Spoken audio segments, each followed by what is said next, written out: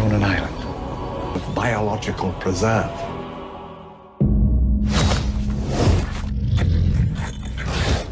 I've spent the last 5 years setting up a kind of off the coast of Costa Rica.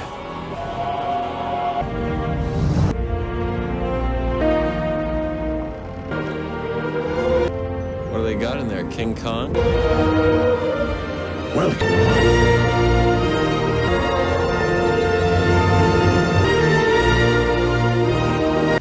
You feel that? To Jurassic Park. Dinosaurs and man. Two species separated by 65. What to expect? All major theme parks had problems. But John, if the pirates that carry Possibly have the slightest idea. How can we? Caribbean breaks down, the pirates don't eat the tourists.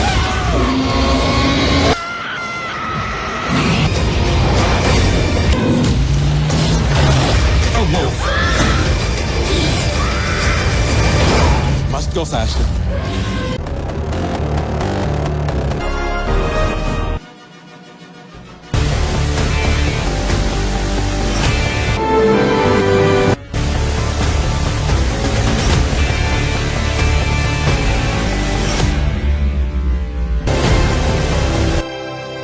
F's negation in 1993. One movie didn't just show dinosaurs, it brought them back to life. Jurassic Park changed cinema forever with its groundbreaking effects, unforgettable suspense, and iconic moments that still give chills today. In this video, we'll explore the movie's hidden facts, behind-the-scenes secrets, and an honest review of why this film remains a timeless masterpiece. Only on mscinemafilm. Jurassic Park is a 1993 American science fiction adventure film directed by Steven Spielberg and written by Michael Crichton and David Koepp. The movie is based on Crichton's 1990 novel of the same name. It stars Sam Neill, Laura Dern, Jeff Goldblum, and Richard Attenborough. The story takes place on a fictional island called Isla Nublar, located near Costa Rica. On this island, a rich businessman named John Hammond and a group of genetic scientists create a wildlife park filled with dinosaurs that have been brought back to life through science. When an act of sabotage causes the park's power systems and security to fail, the dinosaurs escape, and a small group of visitors must fight to survive and find a way off the dangerous island. Even before Michael Crichton's novel was officially published, 4 major studios competed to buy the film rights. With support from Universal Pictures, Steven Spielberg secured the rights for $1.5 million.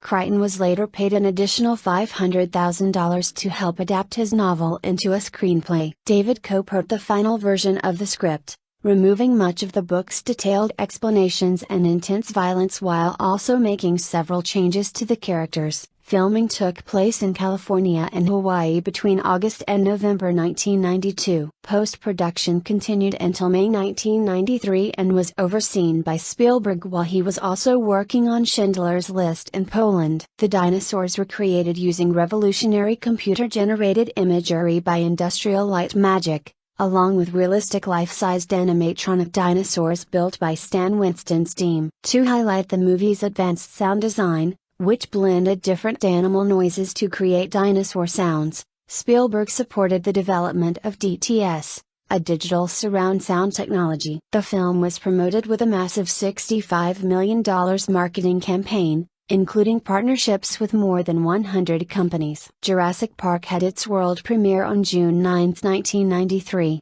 at the Uptown Theater in Washington, D.C., and was released across the United States 2 days later. The movie became a huge box office success, earning over $914 million worldwide during its original theatrical run. It surpassed Spielberg's earlier hit E.T. the Extraterrestrial to become the highest-grossing film of all time, a record it held until Titanic took the top spot in 1998. Critics praised the film for its groundbreaking special effects, powerful sound design, thrilling action scenes, memorable music by John Williams, and Spielberg's direction. The movie won 20 awards, including 3 Academy Awards for its technical achievements in visual effects and sound. After its 20th anniversary re-release in 2013, Jurassic Park became the oldest film ever to cross $1 billion in total box office earnings, making it the 17th film overall to reach that milestone. Over the years,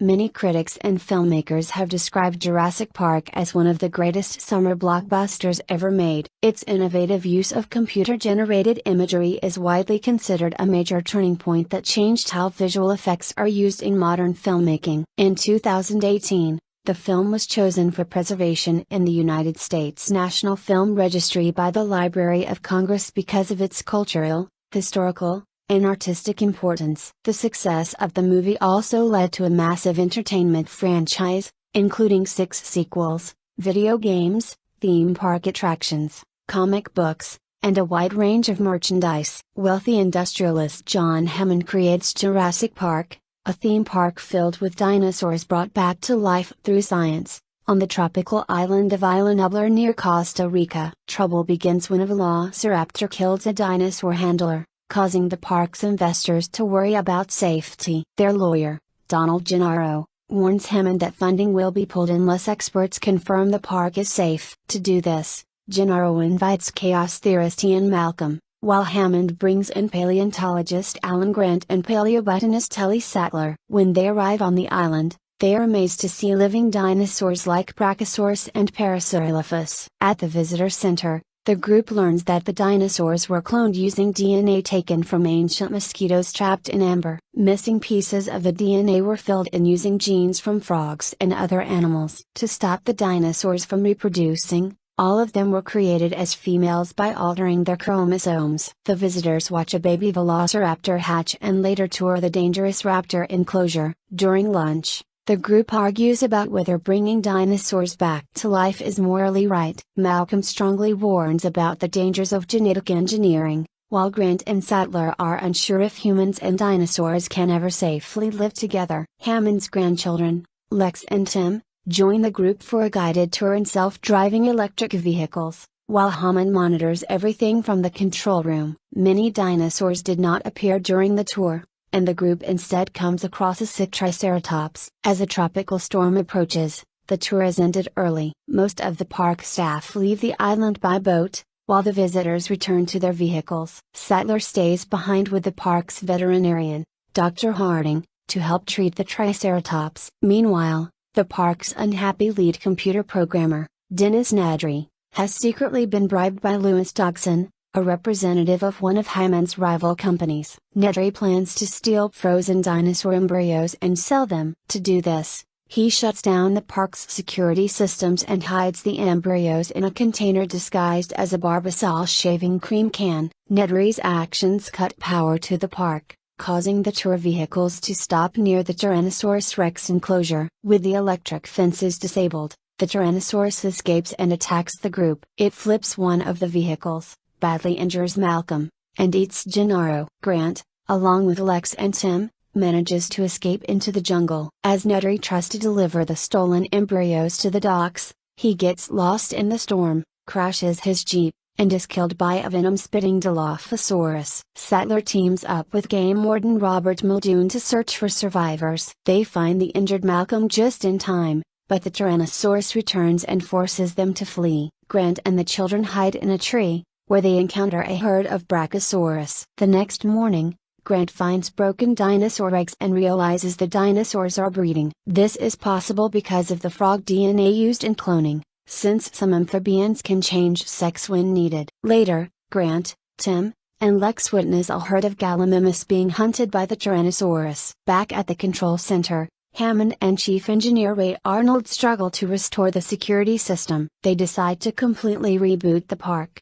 shutting down all power. The group hides in an emergency bunker while Arnold goes to a maintenance shed to finish the reboot. When Arnold does not return, Sattler and Muldoon go to look for him and discover that the power shutdown has allowed the velociraptors to roam free. Muldoon tries to distract 2 raptors while Sattler restores the power, but she is attacked by another raptor and finds Arnold's severed arm. She manages to escape, but Muldoon is caught by a raptor and killed. Grant, Tim, and Lex make their way back to the visitor center. Grant leaves to find Sattler, leaving the children inside. The raptors enter the building and chase Tim and Lex through the kitchen, but the children manage to escape by locking one raptor in a freezer. They reunite with Grant and Sattler in the control room, where Lex successfully restores the park's systems and contracts Hammond, who calls for rescue. As they try to leave, the remaining raptors corner them, but the Tyrannosaurus Rex suddenly appears and kills the raptors. Hammond arrives with Malcolm in a jeep,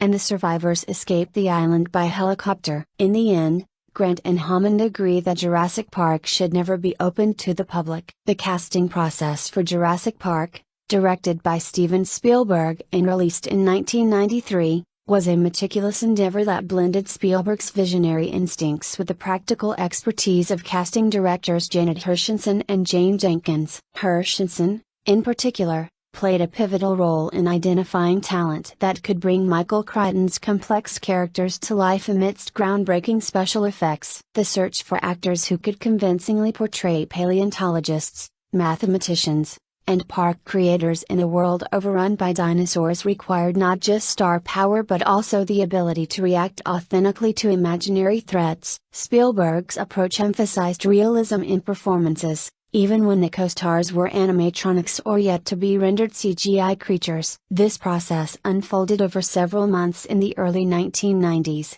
involving auditions, personal meetings, and sometimes serendipitous discoveries from previous projects. Central to the film's success was the casting of Sam Neill as Dr. Alan Grant, the pragmatic paleontologist who becomes the reluctant hero. Neill, a New Zealand actor with a solid resume including roles in films like A Cry in the Dark and The Hunt for Red October, was not initially familiar with the Jurassic Park project. His journey to the role began unexpectedly during a layover in Los Angeles while en route to a television job in Canada. Neil's agent arranged a casual meeting with Spielberg at the director's home, where the conversation took place in a hallway adorned with Spielberg's impressive art collection. They discussed the film briefly, but Neil left without a script or deep insight into the story. Just 2 days later, while in Canada, he received the offer for the part. Filming commenced in Hawaii only a few weeks afterward, thrusting Neil into a high-stakes production. Spielberg saw in Neil a grounded everyman quality that contrasted with the fantastical elements of the story,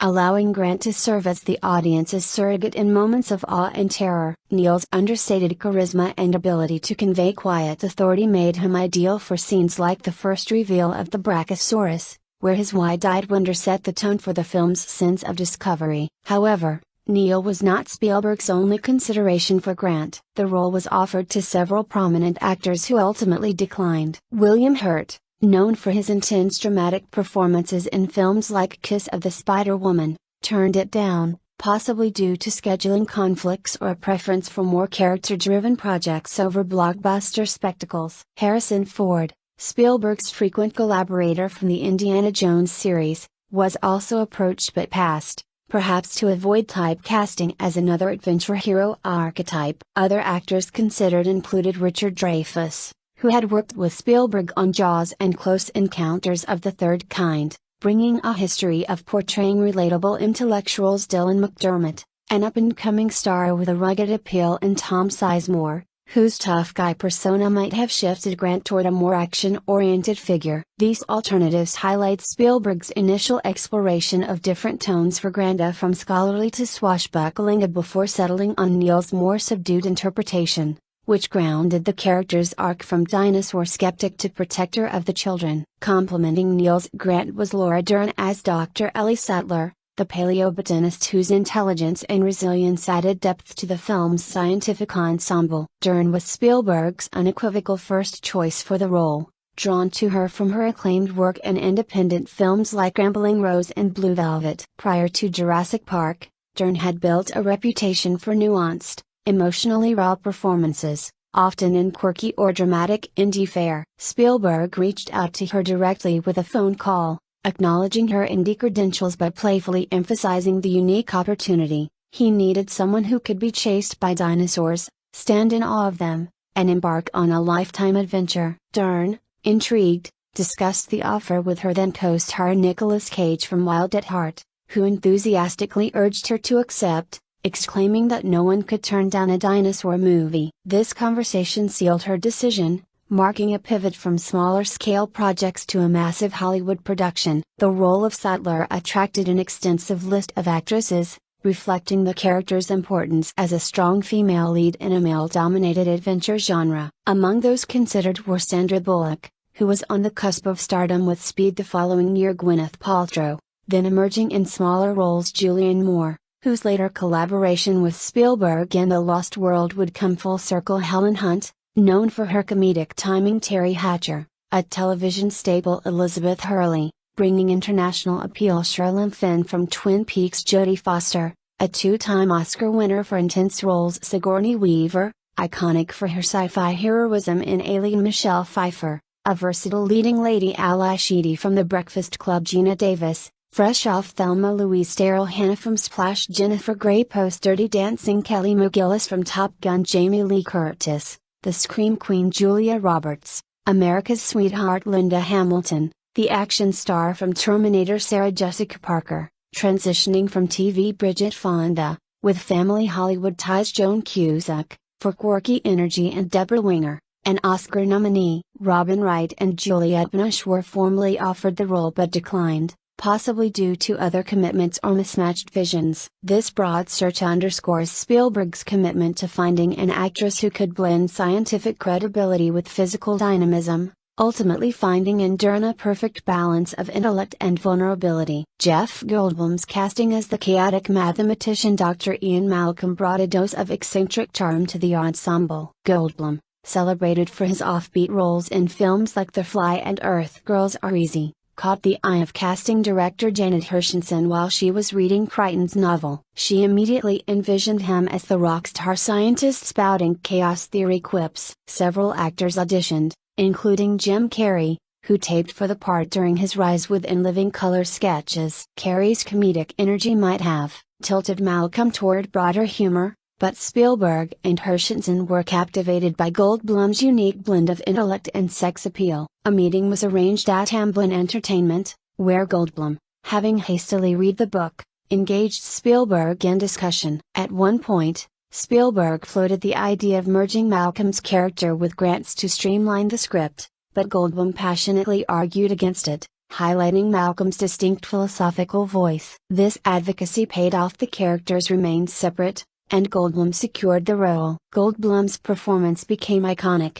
particularly in scenes like his shirtless recovery after the T-Rex attack, which was his own improvisation based on the character's feverish state in the humid Costa Rican setting. His casting added levity and intellectual flair, contrasting Neil's stoicism and Dern's practicality. Without Goldblum, Malcolm might have been a more straightforward academic, but his quirky delivery elevated lines like "life finds a way" to cultural touchstones. For the role of John Hammond, the visionary billionaire behind the park, Spielberg turned to Richard Attenborough, who emerged from a 15-year acting hiatus to take the part. Attenborough, better known by then as a director of epics like Gandhi, was Spielberg's sole choice, with the director insisting no one else could capture Hammond's blend of grandfatherly warmth and hubristic ambition. Spielberg had offered Attenborough roles in previous films, but it was the promise of portraying this complex character that lured him back. Sean Connery was offered the role but declined,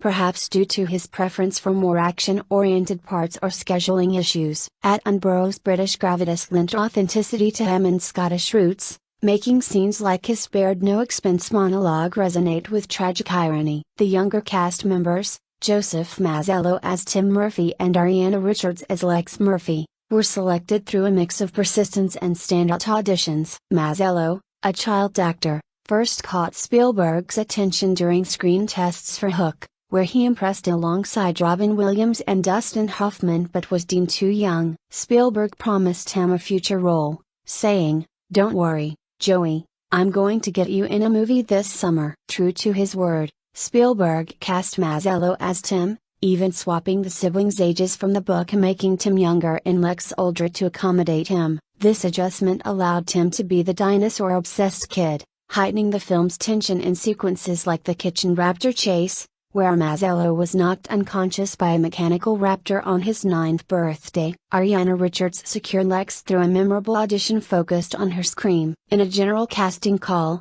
she was asked to perform a wild scream on camera. Among many tapes Spielberg reviewed, Richards was the one that startled his wife, Kate Capshaw, awake, prompting her to rush in thinking their children were in danger. This visceral reaction clinched the role, and Chlumsky and Christina Ricci also auditioned, but Richard's ability to convey terror aligned perfectly with Lex's computer-savvy heroism. Spielberg further empowered the character by making her the older sibling who saves the day with her tech skills, a departure from the book that added empowerment to the narrative. B.D. Wong was cast as Dr. Henry Wu, the geneticist. After Spielberg saw his performance in a Broadway play, Wong was invited to audition, expecting a larger role based on the novel, but accepted the smaller yet crucial part. His casting added diversity and scientific gravitas to the lab scenes. Supporting roles like Robert Muldoon, the game warden, saw Brian Cox interviewed, but Bob Beck ultimately landed it. Wayne Knight as Dennis Nedry was chosen after Spielberg spotted him in Basic Instinct. Samuel L. Jackson as Ray Arnold brought cool competence,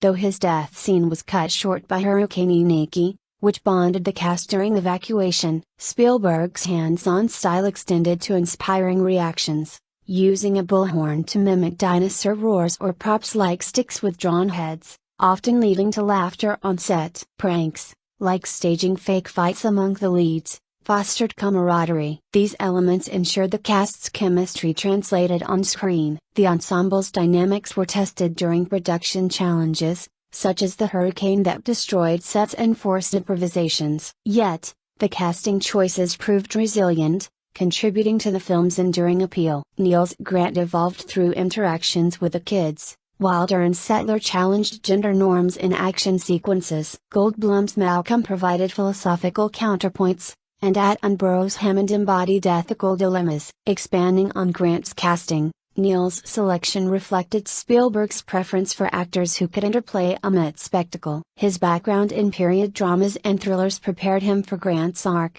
from digging fossils to fleeing T-Rex. The declined offers from Ford and Hertz suggest Spielberg avoided overt star power, opting for subtlety. For Sattler, Dern's indie roots allowed her to infuse the role with authenticity, evident in scenes dissecting dino droppings or confronting Hammond. The vast list of alternatives shows the role's appeal, but Dern's chemistry with Neil sealed it. Malcolm's casting anecdotes reveal Goldblum's proactive role in shaping the character, preventing merger and preserving his iconic lines. Carey's audition hints at a funnier take, but Goldblum's quirkiness won out. Hammond's portrayal by Attenborough added layers of benevolence masking arrogance, a nuance Connery might have played more gruffly. The child actors' stories highlight Spielberg's nurturing approach. Mazzello's promise from Hook and Age Swap demonstrate flexibility, while Richard's scream audition underscores the need for raw emotion. Wong's invitation post-play exemplifies Spielberg's talent scouting beyond Hollywood norms. Overall, these choices created a balanced cast that supported the dinosaurs' spectacle, making Jurassic Park a landmark. Jurassic Park, 1993, production, release, and reception. Production development and pre-production. The journey toward bringing dinosaurs back to life on screen began long before cameras started rolling. Author Michael Crichton first conceived the idea of genetically engineered prehistoric creatures in 1983 when he wrote a screenplay about cloning a pterodactyl using fossilized DNA. Unsatisfied with the results, Crichton set the project aside, but the concept continued to evolve in his imagination. He eventually reworked the concept into a novel featuring multiple species of clone dinosaurs created for a theme park attraction. The original protagonist was envisioned as a young boy, but Crichton ultimately revised the narrative to adopt an adult perspective, which would give the story more gravitas and complexity. Steven Spielberg first learned about Crichton's novel in October 1989 during discussions about another project that would eventually become the television series Crichton had long been fascinated by the possibility of humanity recreating dinosaurs, and Spielberg was immediately captivated by the novel's premise. Before the book was even published, a bidding war erupted among studios and directors eager to secure the film rights. Notable filmmakers including Tim Burton, Richard Donner, and Joe Dante all expressed interest in bringing the story to the screen. However, in May 1990, Steven Spielberg, with the backing of Universal Pictures, successfully acquired the rights. The deal was substantial, with Crichton receiving a non-negotiable fee of $1.5 million plus a significant percentage of the gross earnings. The development process was extensive, with pre-production beginning in 1989 and continuing through 1992. For the only time in his career, Spielberg worked from a manuscript rather than a completed novel. The screenplay underwent numerous drafts and substantial revisions. Crichton himself was hired for an additional $500,000 to adapt his own novel for the screen,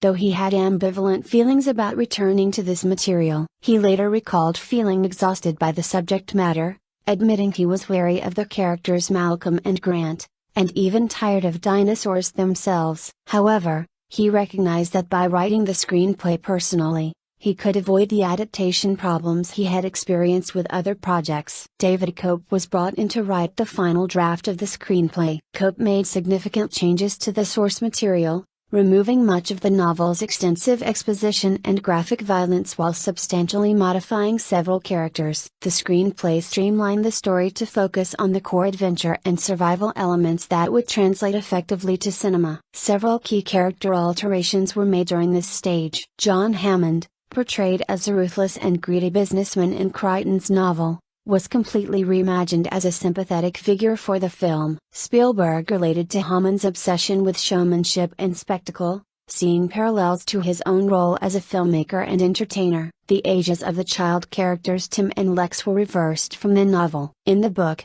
Tim was the older sibling, but Spielberg wanted to work with the younger actor Joseph Mazzello, which necessitated making Tim younger than his sister. This change also allowed Spielberg to introduce a subplot involving Lex having an adolescent crush on Dr. Grant. Additionally, Lex's character was given Tim's computer expertise from the novel, making her the tech-savvy sibling who helps restore the park's systems. Grant and Sattler's relationship was modified for the film, making them a romantic couple rather than colleagues with a more distant professional relationship. This added a layer of emotional stakes and interpersonal tension. Cope also altered Grant's relationship with children, making him initially uncomfortable around them to create a character arc. This is reflected in his reluctance to start a family with Sattler, creating conflict that would be resolved through his protective relationship with Hammond's grandchildren during their ordeal. Spielberg's vision for Jurassic Park was heavily influenced by his previous work and other classic films. He stated that he was essentially attempting to create a worthy sequel to Jaws,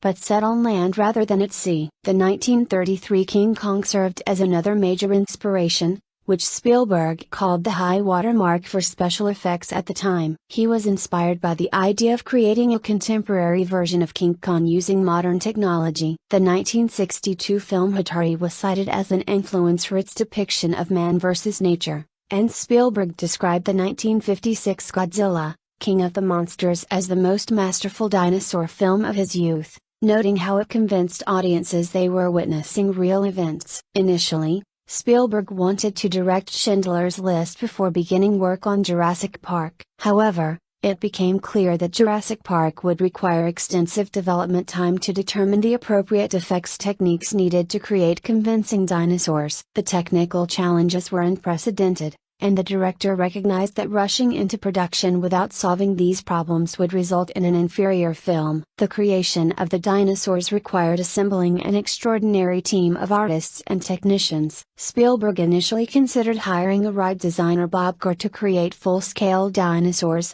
having been impressed by his work on a giant mechanical King Kong for the King Kong Encounter attraction at Universal Studios Hollywood. Upon further reflection, Spielberg concluded that Gere's life-sized robots would be prohibitively expensive and ultimately unconvincing. The production team also evaluated Dynamation and Jim Henson's Creature Shop for potential involvement in creating full-size dinosaurs. Spielberg then reached out to special effects artist Stan Winston, whose work on the Alien Queen in the 1986 film Aliens had demonstrated his mastery of large-scale creature effects. Winston admitted that creating the Queen had been relatively straightforward compared to the challenges posed by dinosaurs. The Alien Queen was lightweight, featured an exoskeletal design with hard surfaces, and didn't need to resemble a real organic animal since it was a fictional creature with no real-world comparison. Dinosaurs, by contrast, would need to appear as living, breathing animals with realistic movement,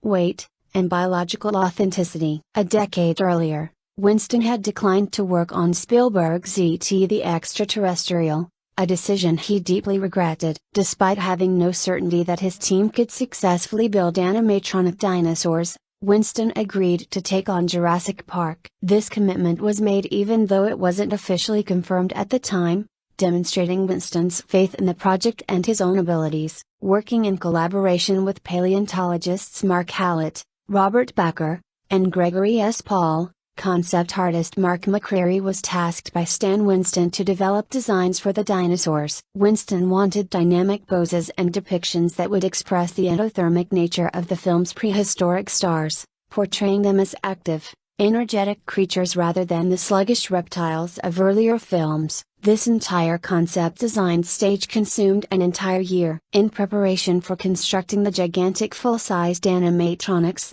Stan Winston Studios purchased an adjacent building and had a section of the roof raised 13 feet to accommodate the enormous scale of the dinosaur constructions. The studio began the monumental task of creating full-sized maquettes from modeling clay, which would be used to mold the foam latex skin that would cover the interior hydraulics. To construct such massive maquettes, Mechanical Department Coordinator Richard Lannon built a 16-scale maquette for color scheme concepts and a 5th-scale version used to construct the shape of the full-scale maquette. The interior armature was crafted from steel and wood following the general shape of these smaller models. The full-size Tyrannosaurus animatronic was initially designed by Disney Imagineer Bob Gurr, who immediately recognized that the project would require hydraulic systems. Stan Winston initially hoped to construct the T-Rex as a life-sized puppet, but early tests quickly proved this approach unfeasible. Winston also explored using electric motor-based systems,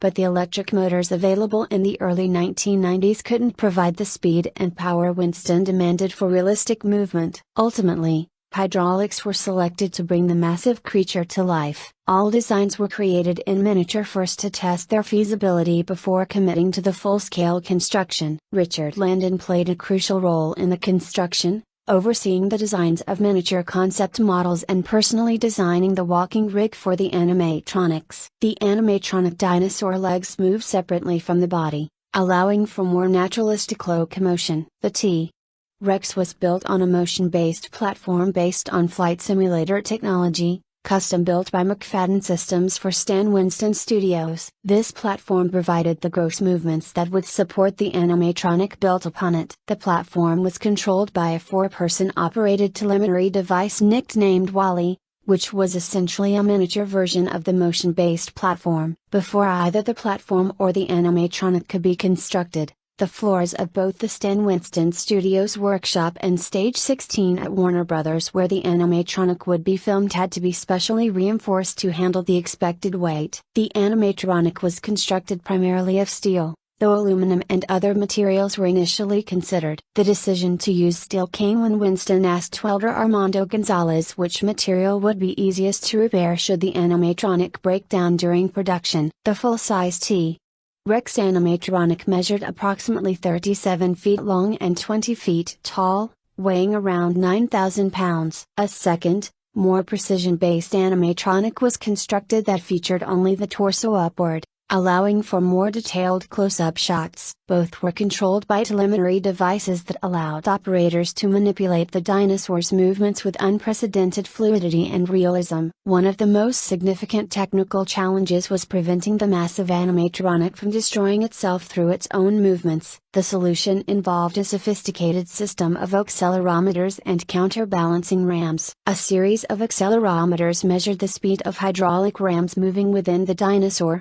enabling the system to counter those movements with other rams moving in opposite directions elsewhere in the body. This meant the T-Rex never completed a movement without another part of the body immediately compensating, acting as a shock absorber. When its head stopped suddenly, something in the neck would compensate at that exact split second, preventing the rigid 9,000-pound structure from damaging itself. This system allowed the creature to move with speed, power, and danger while preserving the delicate mechanical systems. Winston also created animatronics for other dinosaur species featured in the film, including velociraptors, Dilophosaurus, and Triceratops. The studio fabricated 1/5 scale mechanical versions of each character destined to become a full-scale animatronic puppet. Winston devised an innovative system for accurately translating his miniature dinosaurs into full-scale counterparts by taking cross-sections at precise intervals from the 1/5 scale dinosaurs,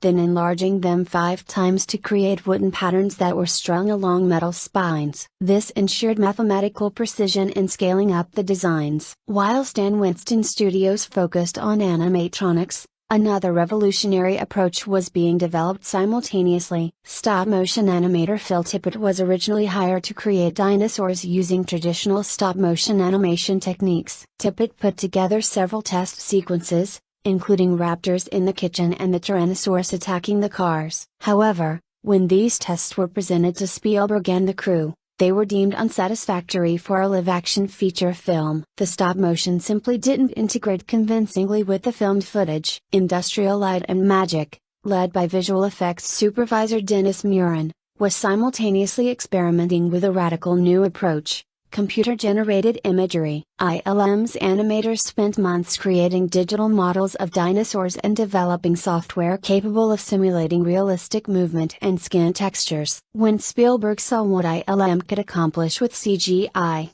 he realized this technology represented a paradigm shift in filmmaking. The moment was so significant that Tippett famously remarked that he had just witnessed his own extinction, a line that made it into the film when Malcolm comments on paleontology becoming obsolete in the face of living dinosaurs. Despite CGI taking over many of the wide shots and action sequences, Tippett's role didn't disappear. Instead, he was brought on as dinosaur supervisor, a position that involved creating animatics and storyboards used by the film crew as reference for action sequences. Additionally, Tippett developed the Dinosaur Input Device, DID, an array of sensors that captured various poses from physical puppets, which were then transferred into graphics software at ILM. This allowed animators to work with a tactile reference while creating digital dinosaurs. ILM based their computer-generated dinosaurs on Winston's physical models to ensure consistency between the practical and digital effects. Herds of dinosaurs were created through computer animation using duplicate individuals that were slightly altered to create the illusion of multiple unique animals. The combination of Winston's animatronics and ILM's CGI would prove revolutionary. The 127-minute film contains 15 minutes of total screen time for dinosaurs, with approximately 9 minutes featuring animatronics and 6 minutes showcasing CGI animals. This relatively limited dinosaur screen time was a deliberate choice by Spielberg, who understood that restraint would make the appearances more impactful. Spielberg described his visual approach for the film as heightened reality, featuring unrealistically dramatic lighting and imagery without diffusion or camera filters. One of his greatest challenges was balancing the effects crew's preference for placing dinosaurs primarily in shadow, his own desire for dramatic imagery, and the audience's expectation of photorealism. Cinematographer Dean Cundey worked closely with Spielberg to achieve this balance, though some critics later noted that the lighting occasionally became overly stylized, with excessive backlighting and atmospheric shafts of light. Michael Kahn, Spielberg's longtime film editor, was brought on board for Jurassic Park, ensuring continuity with the director's established working methods and aesthetic sensibilities. The production budget was substantial for its time, with initial figures listing approximately $60 million.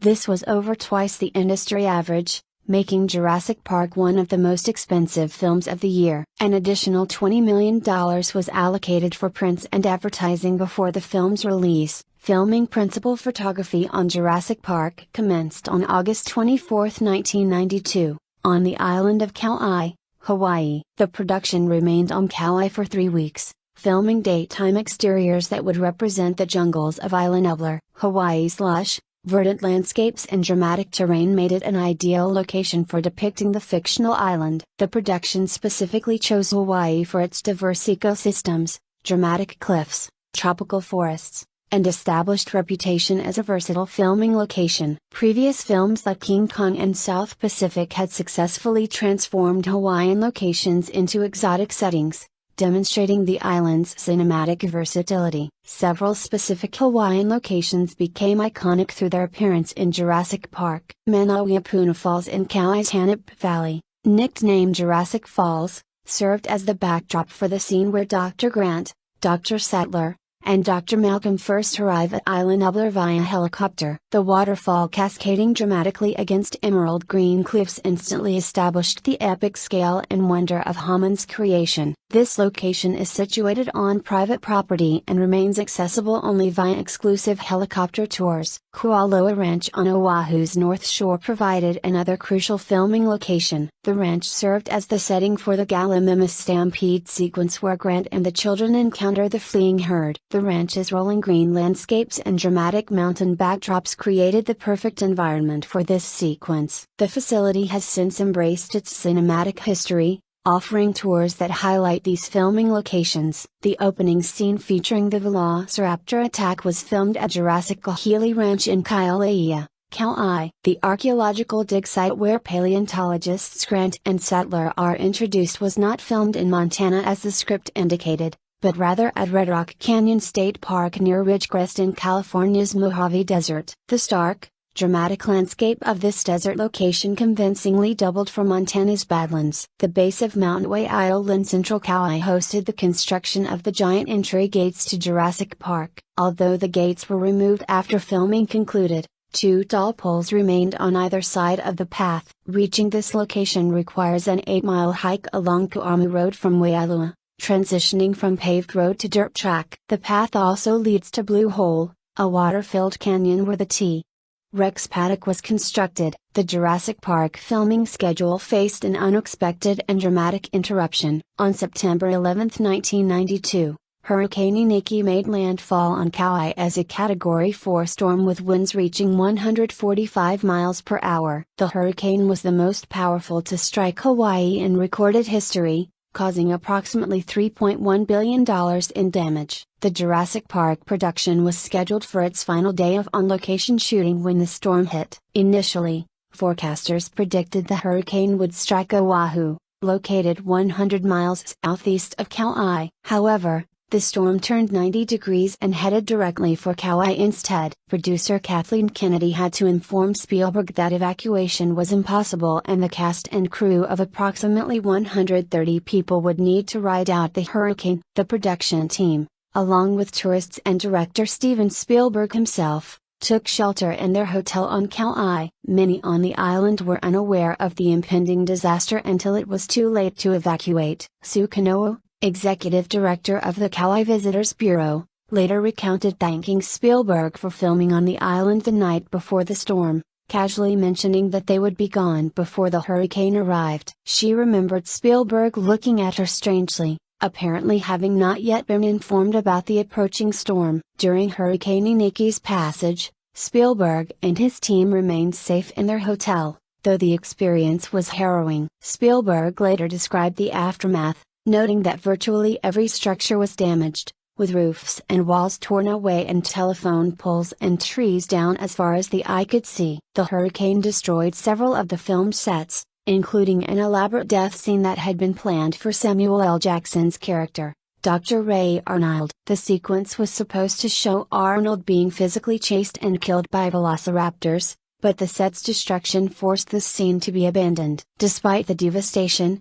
Spielberg found a silver lining. The production crew managed to capture footage of Iniki battering Kauai's coastal walls, and this actual hurricane footage was incorporated into the completed film, where a tropical storm plays a pivotal plot role in disabling the park's security systems. Members of the film crew helped clear debris from nearby roads in the storm's aftermath, contributing to the community's recovery efforts. The evacuation from Kauai proved challenging with airports damaged and commercial flights unavailable. Producer Kathleen Kennedy demonstrated remarkable resourcefulness by tracking down Fred Sorensen, a pilot who had previously appeared as the pilot who rescued Indiana Jones in Raiders of the Lost Ark and who was then working for Hawaiian Airlines. Kennedy arranged to accompany Sorensen on a flight bringing supplies to Kauai. Once the supplies were offloaded, the aircraft was used to evacuate the Jurassic Park cast and crew. Sorensen reportedly sang the Raiders of the Lost Ark theme during takeoff, and when the plane lifted off, Everyone aboard cheered. Through the coordinated use of a Hawaiian Airlines DC-8 and a Universal private jet, Kennedy's strategy successfully evacuated everyone within 48 hours. According to Spielberg, Hurricane Iniki cost the production only 1 day of shooting, a remarkably minimal loss considering the storm's severity. Several days after their evacuation, the production resumed at Universal Studios. The crew ultimately had to return to Kauai after the hurricane to complete remaining location shots, including the Gallimimus Stampede sequence that was eventually filmed at Kualoa Ranch on Oahu. Following the Hawaiian location work, the production moved to various California locations and studio facilities. Stage 16 at Warner Bros. Burbank Studios hosted the T-Rex paddock night sequence, one of the film's most iconic and terrifying scenes. Universal Studios in North Hollywood provided sound stages for interiors and numerous night scenes. The famous kitchen sequence where the children are stalked by velociraptors was filmed on a studio set rather than on location. The visitor center interior, with its distinctive architecture and grand staircases, was also constructed on sound stages at Universal. The integration of animatronics with live-action filming presented unique challenges for the actors. They needed to react convincingly to creatures that weren't always physically present during filming. For scenes involving CGI dinosaurs, actors performed with nothing but markers or reference points. The skill required to convey authentic fear or wonder while responding to empty space demanded considerable talent and imagination. Watching Laura Dern scream in terror as an imaginary T-Rex approaches behind their speeding jeep required genuine performance ability to convince audiences of the dinosaur's presence. Conversely, scenes with Winston's full-scale animatronics presented different challenges. The massive T-Rex animatronic was so realistic and imposing that actors could draw upon genuine reactions to the towering mechanical creature. The weight, sound, and physical presence of the 9,000-pound animatronic created an authentic atmosphere of danger and awe that informed the actors' performances. Filming wrapped early on November 30, 1992. 12 days ahead of schedule. This early completion was particularly fortunate given Spielberg's commitments to another project. Within days of wrapping Jurassic Park, editor Michael Kahn had assembled a rough cut for Spielberg to review. This allowed the director to depart for Poland to begin filming Schindler's List, a vastly different project that would be released the same year as Jurassic Park and would earn Spielberg his first Academy Award for Best Director. Post-production on Jurassic Park lasted until May 1993 and was supervised by Spielberg remotely from Poland while he simultaneously filmed Schindler's List. This unprecedented juggling of two major productions demonstrated Spielberg's extraordinary work ethic and organizational abilities. Managing the completion of a groundbreaking science fiction adventure film while directing a serious historical drama about the Holocaust required tremendous focus and compartmentalization. The visual effects work was the most crucial and time-consuming aspect of post-production. Spielberg monitored the progress of Industrial Light and Magic from Poland, often teleconferencing with the ILM crew 4 times per week. These regular communications ensured that the director maintained creative control over the effects while allowing the ILM team to execute their groundbreaking work. The visual effects represented a new frontier in filmmaking, and Spielberg recognized that careful oversight was essential to achieving his vision. ILM's work on the computer-generated dinosaurs pushed the boundaries of what was possible with digital effects. The company studied large animals including elephants and rhinos for reference in designing the digital creatures' movements and behavior. The team developed new software specifically for Jurassic Park to simulate realistic skin textures, musculature, and movement. Every curve of skin, shadow, and reflection was meticulously calculated, requiring enormous computing power for the era. The painstaking attention to detail resulted in CGI that required minimal suspension of disbelief from audiences. Phil Tippett's dinosaur input device proved invaluable during this phase,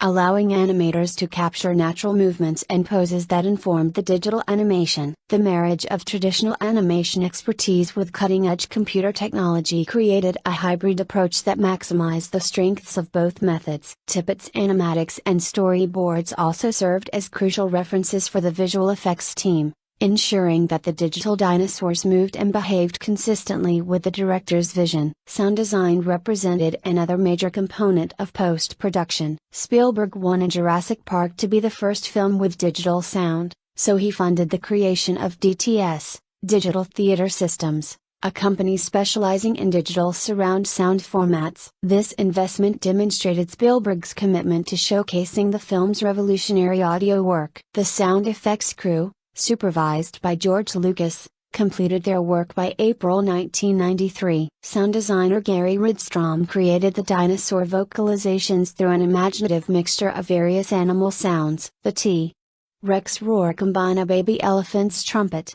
an alligator's gurgle, and a tiger's growl, among other sources. The velociraptor sounds incorporated dolphin screams, walrus bellows, and goose hisses. The Dilophosaurus's vocalizations were created from hawk screeches and snake hisses. Rydstrom's work earned him an Academy Award for Best Sound Effects Editing, recognizing the innovative and effective audio landscape he created. During the sound effects process, Spielberg demonstrated his dedication to both his projects by flying from Poland to Paris on weekends to meet with Rydstrom and review his progress. These transatlantic trips allowed the director to maintain hands-on involvement with Jurassic Park's audio development while continuing his primary focus on Schindler's List. The commitment to excellence across both films simultaneously would ultimately pay enormous dividends for Spielberg's career and reputation. Music. The musical score for Jurassic Park was composed by John Williams, Spielberg's longtime collaborator and one of cinema's most celebrated composers. Williams began scoring the film at the end of February 1993, and the recording was completed a month later in March. The relatively compressed timeline for composition reflected Williams' extraordinary facility as a composer and his deep understanding of Spielberg's directorial approach. After years of collaboration, Williams wanted his score to evoke a sense of awe and excitement at seeing living dinosaurs while also incorporating suspenseful tracks for the film's more terrifying sequences. The main theme, introduced during the helicopter approach to the island and fully realized when the characters first witnessed the Brachiosaurus, became one of Williams' most recognizable compositions. The soaring, majestic melody captured both the wonder of Hammond's achievement and the grandeur of the prehistoric creatures themselves. The theme's emotional power perfectly complemented the visual spectacle, creating one of cinema's most memorable moments. For the more suspenseful sequences, Williams composed starkly different material. The T-Rex attack scene features ominous, tension-building music that gradually intensifies as the danger escalates. The kitchen sequence with the velociraptors showcases Williams' mastery of creating anxiety through sparse, strategic musical choices that heighten rather than overwhelm the suspense. Williams understood when to pull back and allow silence or minimal scoring to amplify the tension. The score also included quieter, more reflective passages that underscored the philosophical and emotional dimensions of the story. Themes accompanying Grant's interactions with the children evolved from hesitant to protective, musically illustrating his character development. The music supporting Malcolm's chaos theory warnings carried an edge of foreboding that validated his skepticism about the park's safety. Williams' Jurassic Park score represented a masterclass in thematic composition. Each major character and concept had distinct musical identifiers that helped audiences unconsciously track the narrative's emotional terrain. The dinosaurs themselves received different musical treatments depending on species and context. The Brachiosaurus warranted serene, wonder-filled music, while the raptors received aggressive, percussive themes suggesting intelligence and menace. The original soundtrack was released on May 25, 1993, shortly before the film's theatrical premiere. The album's commercial success matched the film's box office performance, becoming one of the best-selling film soundtracks of the year. The main theme achieved significant recognition beyond the film itself, being played at sporting events, theme parks, and various public venues. Its cultural penetration demonstrated Williams' success in creating not just effective film music but a genuinely iconic composition that transcended its original context. For the film's 20th anniversary in 2013, the soundtrack was remastered and re-released on April 9 with new bonus tracks. This expanded edition included previously unreleased cues and alternate versions, offering fans and scholars deeper insight into Williams' compositional process. The enduring popularity of the score,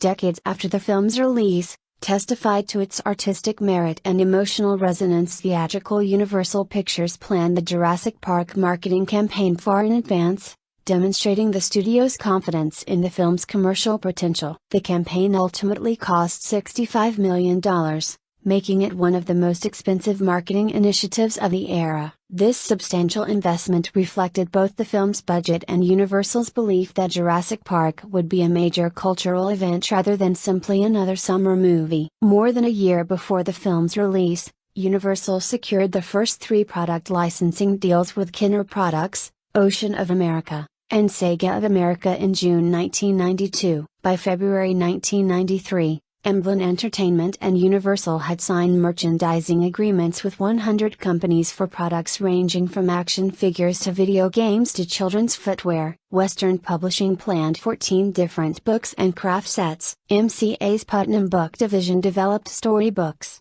young adult novels, and pop-up books. McDonald's fast food chain featured a Dino-sized meal promotion as part of their partnership. The merchandising campaign was unprecedented in its scope and integration with the film's narrative. In one scene, characters encounter a gift shop filled with Jurassic Park merchandise, t-shirts, toys, and souvenirs that mirrored the actual products being sold in stores. This metatextual moment acknowledged the commercial reality surrounding the film while simultaneously existing within the story's fictional world. According to MCA/Universal Merchandising Creative Director John Hornick, no previous film had incorporated its own merchandising into the plot in this manner. The original Jurassic Park trailers strategically limited dinosaur reveals, building anticipation through glimpses and suggestions rather than comprehensive showcases. This restraint in the marketing mirrored Spielberg's approach in the film itself, where dinosaurs appear sparingly to maximize their impact. The film's tagline,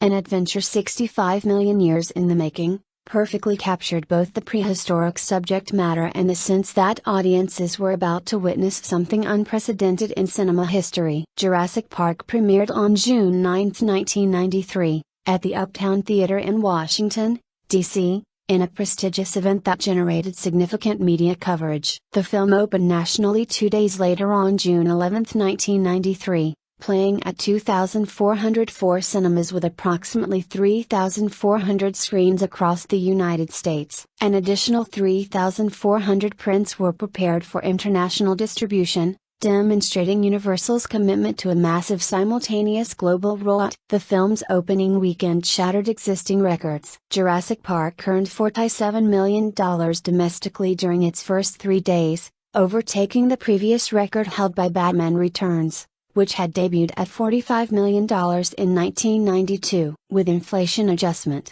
this opening would have approached triple digits using current dollar values. The achievement was particularly remarkable considering that $100 million opening weekends had not yet become routine practice. Theater owners reported that many venues experienced their biggest box office earnings ever, establishing new individual house records. Industry observers immediately recognized Jurassic Park's exceptional performance. Variety's front page coverage on June 15, 1993, declared that the appropriate descriptor was not huge or buffo or gigantic or even dinosaurian, but simply biggest. The article noted that many theaters had record-breaking attendance, fundamentally transforming box office expectations for summer blockbusters. The film remained atop the box office charts for 3 consecutive weeks, demonstrating remarkable staying power beyond the initial opening surge. It didn't fall out of the top 10 until the weekend of October 1, 1993. An extraordinarily long run that testified to strong word-of-mouth and repeat viewings. The theatrical run lasted an unprecedented 497 days,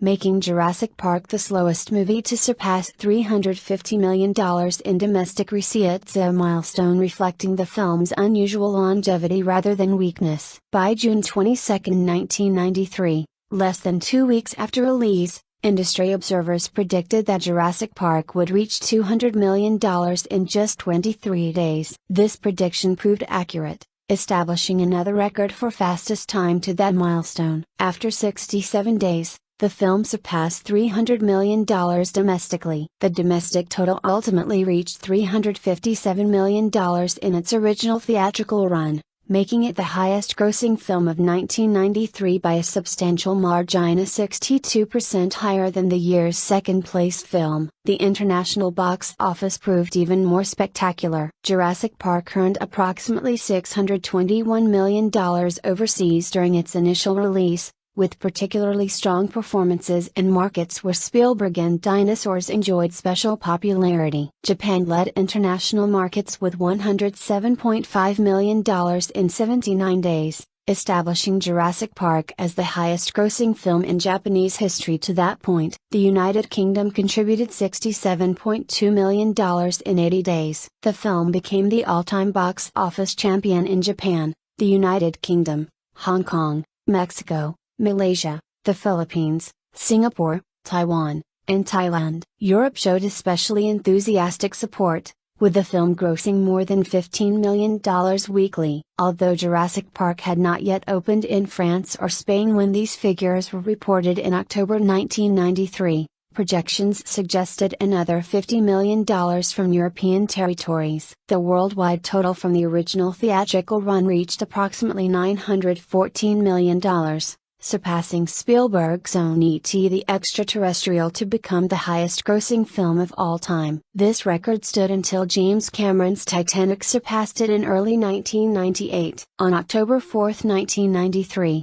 Universal Pictures announced that Jurassic Park had broken the worldwide box office record, with combined domestic and international sales exceeding $704 million. Tom Pollock, chairman of MCA Incorporated's Motion Picture Group, declared that films of this magnitude emerged only once per decade and that Jurassic Park's overwhelming popularity had transformed it into a cultural phenomenon worldwide. For the 20th anniversary in 2013, Spielberg produced a 3D conversion of Jurassic Park for theatrical re-release. The conversion took 9 months, with Stereo D, Spielberg, and cinematographer Janusz Kaminski supervising the process. The team worked with ILM to create new elements and effects shots. Spielberg described it as subconscious 3D featuring dinosaurs approaching the camera rather than aggressive 3D gimmicks. He had been impressed by the 3D conversion of Titanic and hired the same team for Jurassic Park. The 3D re-release opened on April 5, 2013. In the United States and rolled out to other countries in subsequent months. It debuted at 4th place in North America, grossing $18.6 million from 2,771 cinemas during opening weekend, including $6 million from IMAX showings. The film topped the overseas box office, earning $28.8 million in China. The re-release grossed $45.4 million domestically and $44.5 million internationally, bringing the total worldwide gross to $1.029 billion. This made Jurassic Park the 13th highest-grossing film of all time as of 2013 and the oldest film in history to surpass $1 billion in ticket sales. Following its theatrical release, a mobile exhibition called The Dinosaurs of Jurassic Park toured various venues, showcasing dinosaur skeletons and film props. Museum exhibits featuring clips from the movie and animatronic dinosaurs toured entertainment facilities and museums. These exhibitions extended the film's cultural reach beyond cinemas, allowing audiences to engage with the material in educational contexts. The exhibitions proved particularly popular with children and families, combining entertainment with legitimate paleontological information. Universal also leveraged the film's success through theme park attractions. The Universal Studios Hollywood theme park opened a Jurassic Park River Adventure ride in June 1996, 3 years after the film's release. The attraction combined practical effects,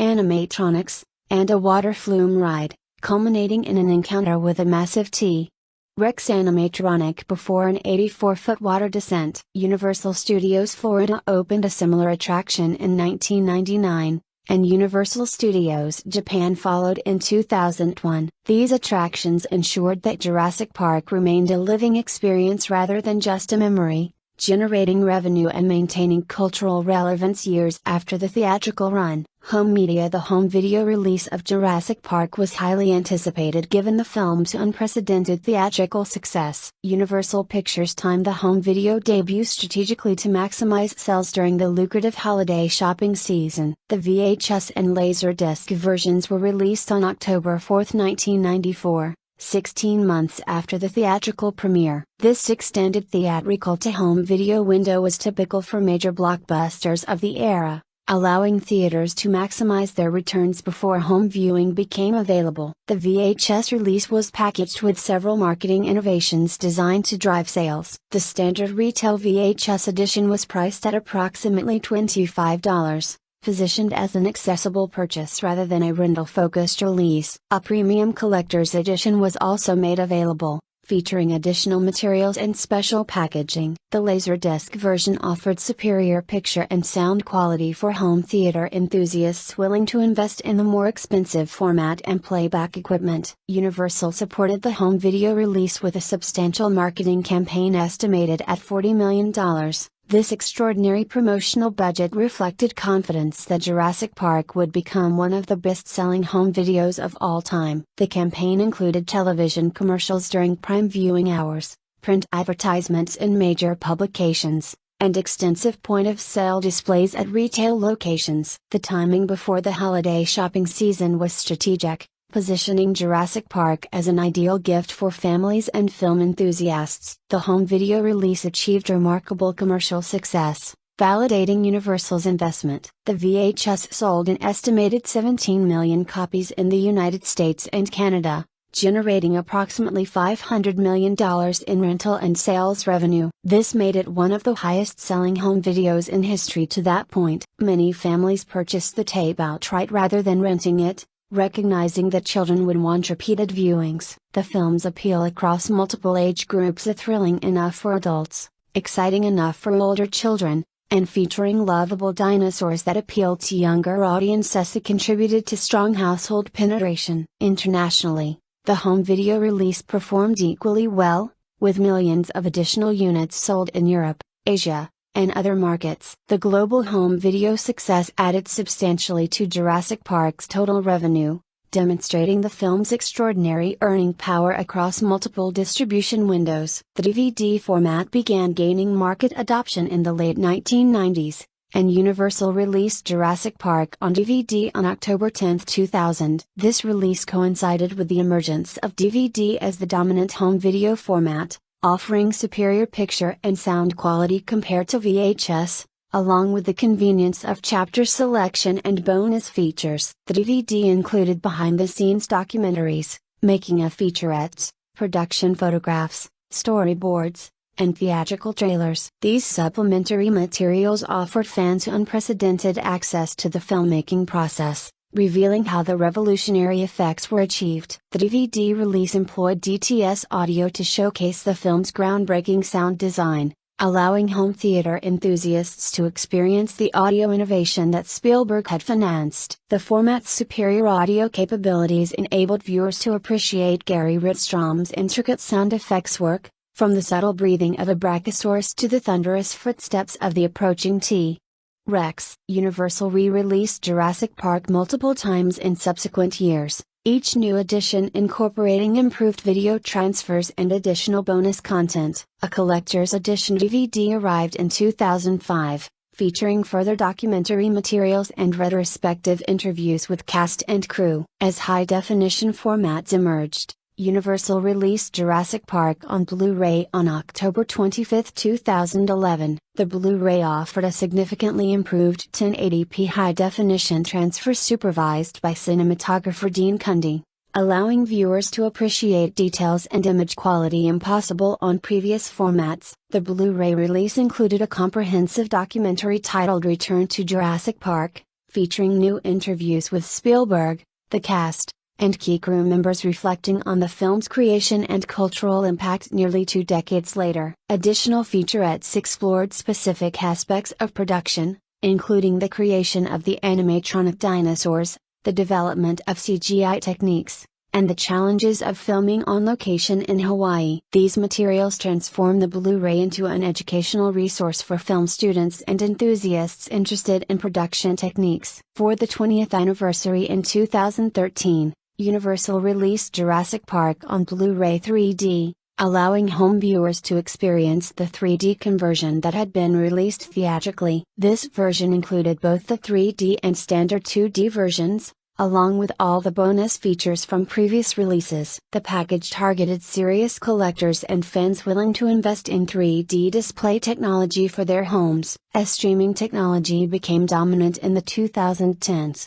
Jurassic Park became available on various digital platforms including iTunes, Amazon Video, and Google Play. Universal also made the film available on subscription streaming services through licensing agreements, though availability varied by region and changed as contracts expired and renewed. The film's presence on streaming platforms introduced Jurassic Park to new generations who might not have experienced it theatrically or on physical media. In 2018, Universal released Jurassic Park as part of a 25th anniversary 4K Ultra HD Blu-ray collection. This format offered even higher resolution than standard Blu-ray, along with high dynamic range, HDR, color grading that enhanced the visual presentation beyond what was possible in earlier home video releases. The 4K release demonstrated Universal's commitment to preserving and presenting Jurassic Park in the highest possible quality as home viewing technology advanced. The cumulative home video sales across all formats of VHS,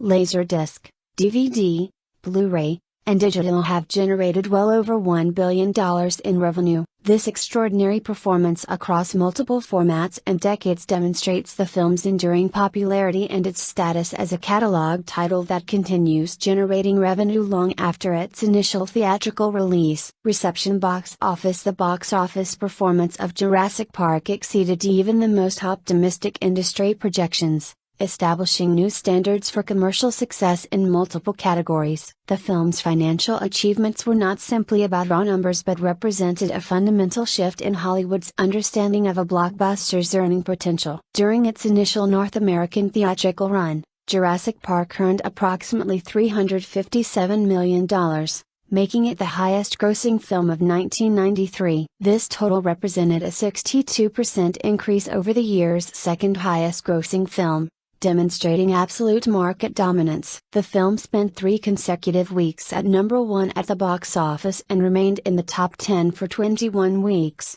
an extraordinarily long period of commercial viability. Its theatrical run lasted 497 days, making it one of the longest continuous theatrical releases for a major studio film. The opening weekend gross of $47 million shattered the previous record held by Batman Returns. More impressively, Jurassic Park reached $100 million in just 9 days, establishing a new record for the fastest time to that milestone. It reached $200 million in 23 days and $300 million in 67 days, consistently breaking records at each benchmark. These achievements demonstrated not only strong opening interest but sustained audience enthusiasm and repeat viewings. Industry analysts identified several factors contributing to the exceptional domestic performance. The film appealed to an unusually broad demographic range, attracting children fascinated by dinosaurs, teenagers seeking thrilling entertainment, adults interested in Spielberg's filmmaking and the groundbreaking effects, and older audiences drawn by the film's themes about science and hubris. This cross-generational appeal meant that families attended together, significantly increasing per-screening revenue. Additionally, the positive critical reception encouraged adults who might otherwise skip a dinosaur movie to give it a chance, expanding the audience beyond the core science fiction fanbase. The film's playability at the quality that encourages repeat viewings proved exceptional. Many viewers returned to theaters multiple times to experience the dinosaurs again, to show the film to friends or family members, or simply to recapture the thrill. The relatively modest 2-hour runtime made Jurassic Park an easy choice for repeat visits, unlike longer epics that required more substantial time commitments. The revolutionary effects also encouraged repeat viewings, as audiences wanted to study and appreciate the technical achievements more carefully. Internationally, Jurassic Park achieved even more spectacular results. The film earned approximately $621 million overseas during its initial theatrical run, far exceeding the domestic total. This international performance demonstrated Spielberg's global appeal and the universal fascination with dinosaurs that transcended cultural and linguistic barriers. The film performed particularly well in territories where Spielberg enjoyed strong followings and where the spectacle of Hollywood blockbusters held special appeal. Japan emerged as the top international market, with Jurassic Park earning $107.5 million in just 79 days. The film became the highest-grossing movie in Japanese history, surpassing previous champions and establishing a record that stood for years. Japanese audiences had long demonstrated enthusiasm for monster movies and giant creatures, making dinosaurs particularly appealing. The film's blend of cutting-edge technology with classic monster movie thrills resonated deeply with Japanese viewers. The United Kingdom contributed $67.2 million to the international total, representing strong performance in a major European market with established cinema-going traditions. Germany, France, Spain, and other European territories delivered similarly robust results. In many countries, Jurassic Park became the highest-grossing film of all time, displacing local favorites and previous Hollywood blockbusters. The film established new box office records in markets including Hong Kong, Mexico, Malaysia, the Philippines, Singapore, Taiwan, and Thailand. The combined worldwide total of approximately $914 million from the initial theatrical run surpassed E.T. the Extraterrestrial to become the highest-grossing film of all time. This achievement was particularly significant because E.T. was also a Spielberg film, meaning the director had surpassed his own previous record. The accomplishment demonstrated Spielberg's unique position in cinema history as one of the few directors whose films consistently appealed to global mass audiences. The financial performance extended well beyond theatrical receipts. Merchandising generated enormous additional revenue through licensed products including toys, clothing, video games, books, and countless other items. The McDonald's partnership alone represented a multi-million-dollar licensing agreement. Estimates suggest that merchandise sales reached approximately $1 billion in the first year, potentially matching or exceeding the theatrical gross. This merchandising bonanza demonstrated Hollywood's growing understanding that intellectual property could generate revenue through multiple channels beyond ticket sales. The home video release added another substantial revenue stream. The VHS release sold approximately 17 million copies in North America alone, generating around $500 million in rental and sales. International home video sales added hundreds of millions more. Subsequent DVD, Blu-ray, and digital releases continued generating revenue decades after the initial theatrical release, making Jurassic Park an extraordinarily profitable catalog title. Television broadcast rights, cable showings, and streaming licensing agreements added additional revenue over the years. The film's continued popularity ensured that networks and streaming services were willing to pay premium rates for exhibition rights. The total revenue generated across all platforms of theatrical, home video, television, streaming, and merchandising likely exceeded $3 billion when adjusted for inflation, making Jurassic Park one of the most financially successful entertainment properties in history. The 2013 3D re-release added approximately $90 million to the worldwide total, bringing the cumulative theatrical gross to over $1.029 billion.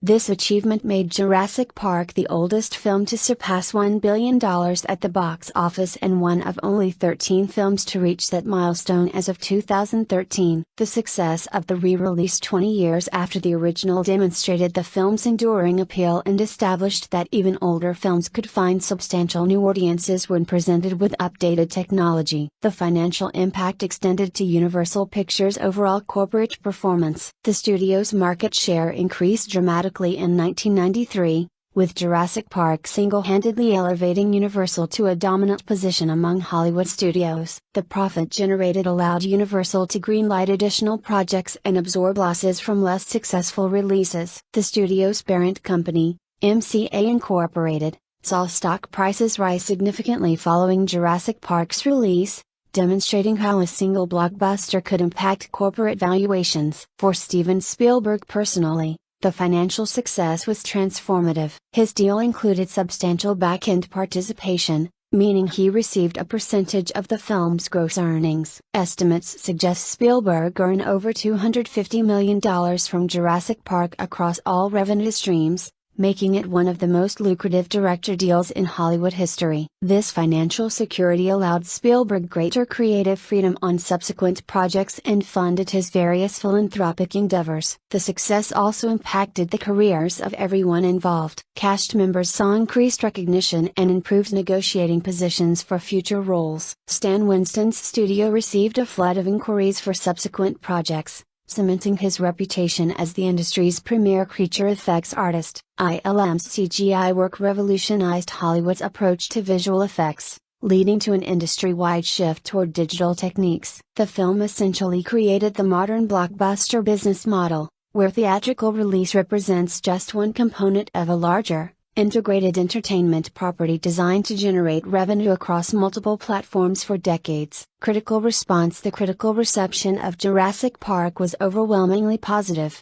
with reviewers praising the film's technical achievements, Spielberg's direction, and its success as both spectacle and storytelling. The film achieved a rare combination of commercial and critical success, appealing to both mass audiences and sophisticated critics who appreciated its craftsmanship. Roger Ebert of the Chicago Sun-Times awarded Jurassic Park 4 stars out of 4, calling it one of those titles, like The Birth of a Nation or Citizen Kane, that you can't escape. Ebert praised Spielberg's restraint in revealing the dinosaurs gradually, building anticipation and maximizing their impact. He noted that the film succeeded because it was made by someone who understood that special effects should serve the story rather than overwhelm it. Ebert particularly appreciated the scene where the characters first encounter the Brachiosaurus, describing the moment as genuinely moving because the audience shares the characters' sense of wonder. Janet Maslin of the New York Times praised the film's ability to deliver on its promise of bringing dinosaurs convincingly to life. She wrote that Spielberg has returned from his vacation in Never Never Land to make his most spectacular entertainment in years. Maslin appreciated how the film balanced technical spectacle with human drama,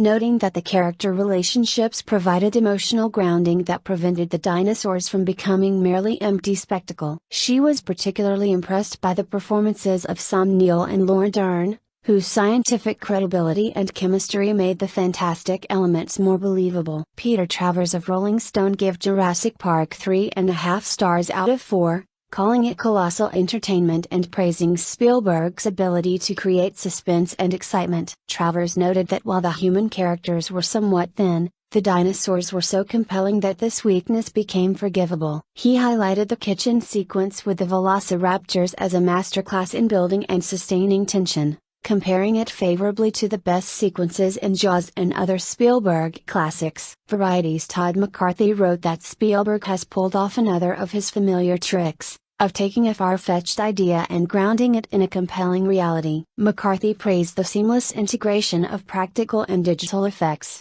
noting that audiences would be hard-pressed to distinguish between animatronics and CGI. He called the film a triumph of special effects artistry but also acknowledged that the screenplay's philosophical dimensions, exploring themes of scientific responsibility and humanity's relationship with nature, elevated it above typical summer blockbusters. Owen Gleiberman of Entertainment Weekly gave the film an A grade, writing that Jurassic Park takes you to the edge of your seat and makes you gasp in terror and delight. Gleiberman appreciated how Spielberg maintained control over the pacing, alternating between wonder and terror to prevent audience fatigue. He noted that the film worked because it respected both the intelligence and the primal emotional responses of viewers, delivering sophisticated filmmaking that also functioned as pure visceral entertainment. Some critics, while generally positive, identified weaknesses in the screenplay. Several reviewers noted that the human characters were underdeveloped,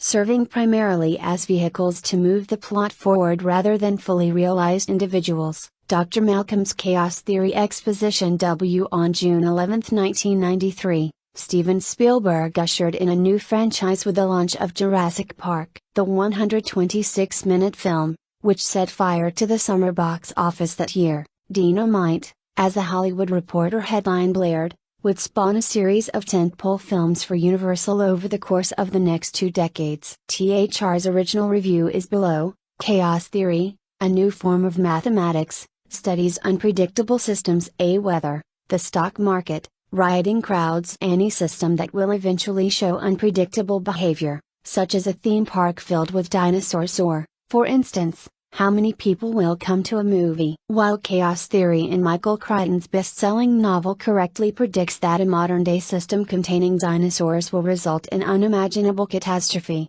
you don't need chaos theory to predict this jaw-dropping, palm-sweating, eye-popping entertainment will become the blockbustersaurus rex, the king of all blockbusters. In theme parks, it's an ride. Steven Spielberg has cloned classic strains from the highest lineage of monster action movies, spliced them with the most realistic genes of family entertainment and unleashed them through the most powerful forces of technological aesthetic to create a truly colossal movie experience, with an all-star technical team, many of whom have pushed that envelope before in such juggernauts as Star Wars and Terminator 2, Judgment Day. Spielberg has wondrously implanted the highest strains of science fiction within the supple body of a very human story. Jurassic Park descends from a vaunted sci-fi narrative line, the fury that man unleashes when he tampers with the higher forces of creation. The arrogant provocateur in this case is John Hammond, Richard Attenborough, a twinkly old goat and self-made man who is kind of a dark cross between Colonel Sanders and Walt Disney. Hammond spared no expense in creating the greatest theme park of them all,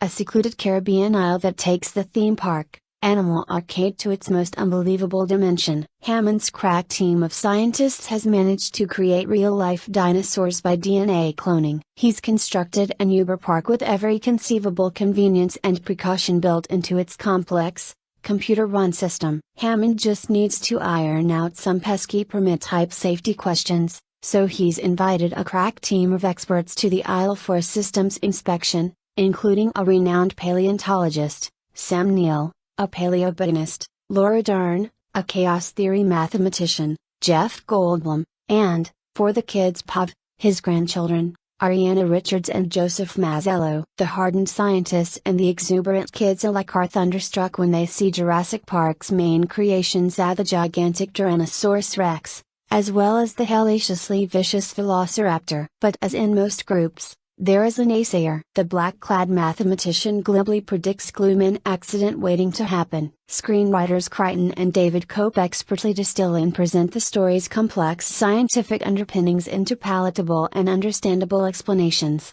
while delicately lacing it with eruptive building blocks. Symphonically structured, with tender swells and light larks, Jurassic Park is superbly orchestrated as Spielberg masterfully works the emotional throttle, always appreciative of the human factor, and unleashes it to full ferocious power. Jurassic Park is the highest form of its generic species, the mainstream movie. The brightest stars in this creative constellation are the technicians. When Oscar day rolls around, there will be no excuses for muddled acceptance speeches. Among those who should start polishing, Stan Winston for the incredible live-action dinosaurs, Industrial Light Magic's Dennis Muren for the full-motion dinosaurs, as well as dinosaur supervisor Phil Tippett. Similarly, composer John Williams' Titanic score with its peals of trumpetry and cinematographer Dean Cundey's mesmeric lensing are terrifically gripping. The well-selected cast is winningly sympathetic and entertainingly idiosyncratic. Attenborough is terrific as the exuberant but overreaching entrepreneur,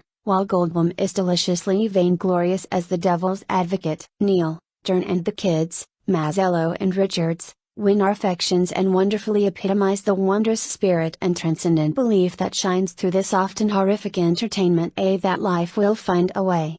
Wayne Byers.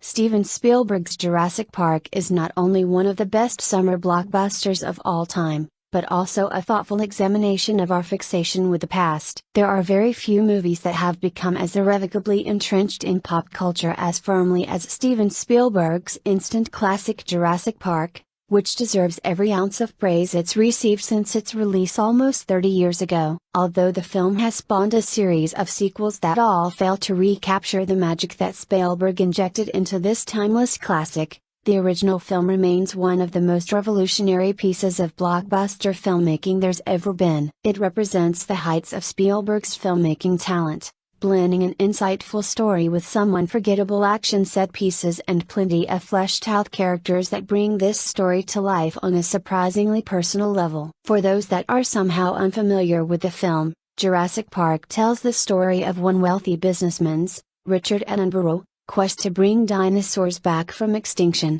opening a wildlife reserve off the coast of Central America where his team of scientists uses advanced technology to breed a new generation of prehistoric creatures. But when the dinosaurs begin to fight against their captivity, a select group of visitors to the island is forced to fight for their survival and find their escape. The film's story is a fairly simple one, but Spielberg uses this to his advantage by building on his characters and their relationships rather than the intricacies of the plot, which raises the stakes tenfold and really helps get the audience involved in the uncertain fates of the film's protagonists. It often sacrifices needless spectacle for a gradual build-up of tension, which few movies of this genre had dared to attempt before. At the heart of Jurassic Park are Dr. Alan Grant, Sam Neill, Dr. Ellie Sattler, Laura Dern, and Dr. Ian Malcolm. Jeff Goldblum, three personal friends of the park's founder John Hammond, invited to the island to help him with his research and understanding of the creatures. The three leads all bring something completely different to their respective roles,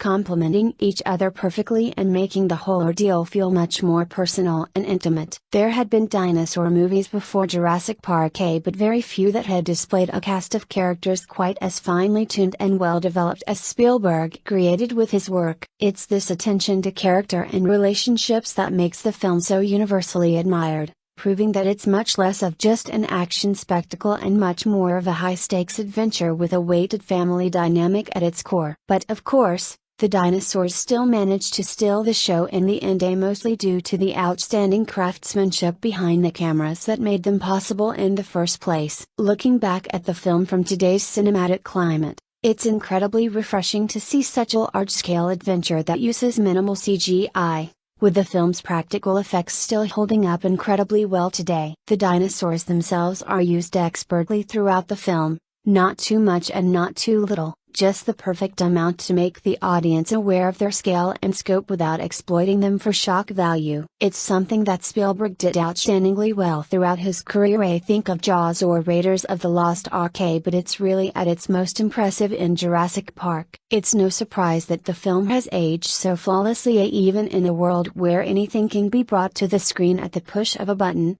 Spielberg's handcrafted dinosaurs remain incredibly effective because of how precisely and intricately he weaves the film around them. They're not the main focus of the film, but rather a tool that the story uses to explore its rich and surprisingly mature themes that warn about the dangers of fixating on the past. The film displays an extra layer of thoughtfulness and philosophy that you'd never have expected to find in a family blockbuster before Jurassic Park hit theaters in 1993. Jurassic Park really is a once-in-a-lifetime kind of movie, and whilst it might not be perfect in every conceivable way, its influence on the progression of filmmaking really can't be overstated. It's impossible to imagine what the cinematic landscape would look like today without the influence of Jurassic Park and Spielberg's bold, courageous direction. But there's no doubt that many of today's most acclaimed films owe a good chunk of their existence to this definitive family adventure. Jurassic World Dominion will be released globally in theaters on June 10, 2022. Director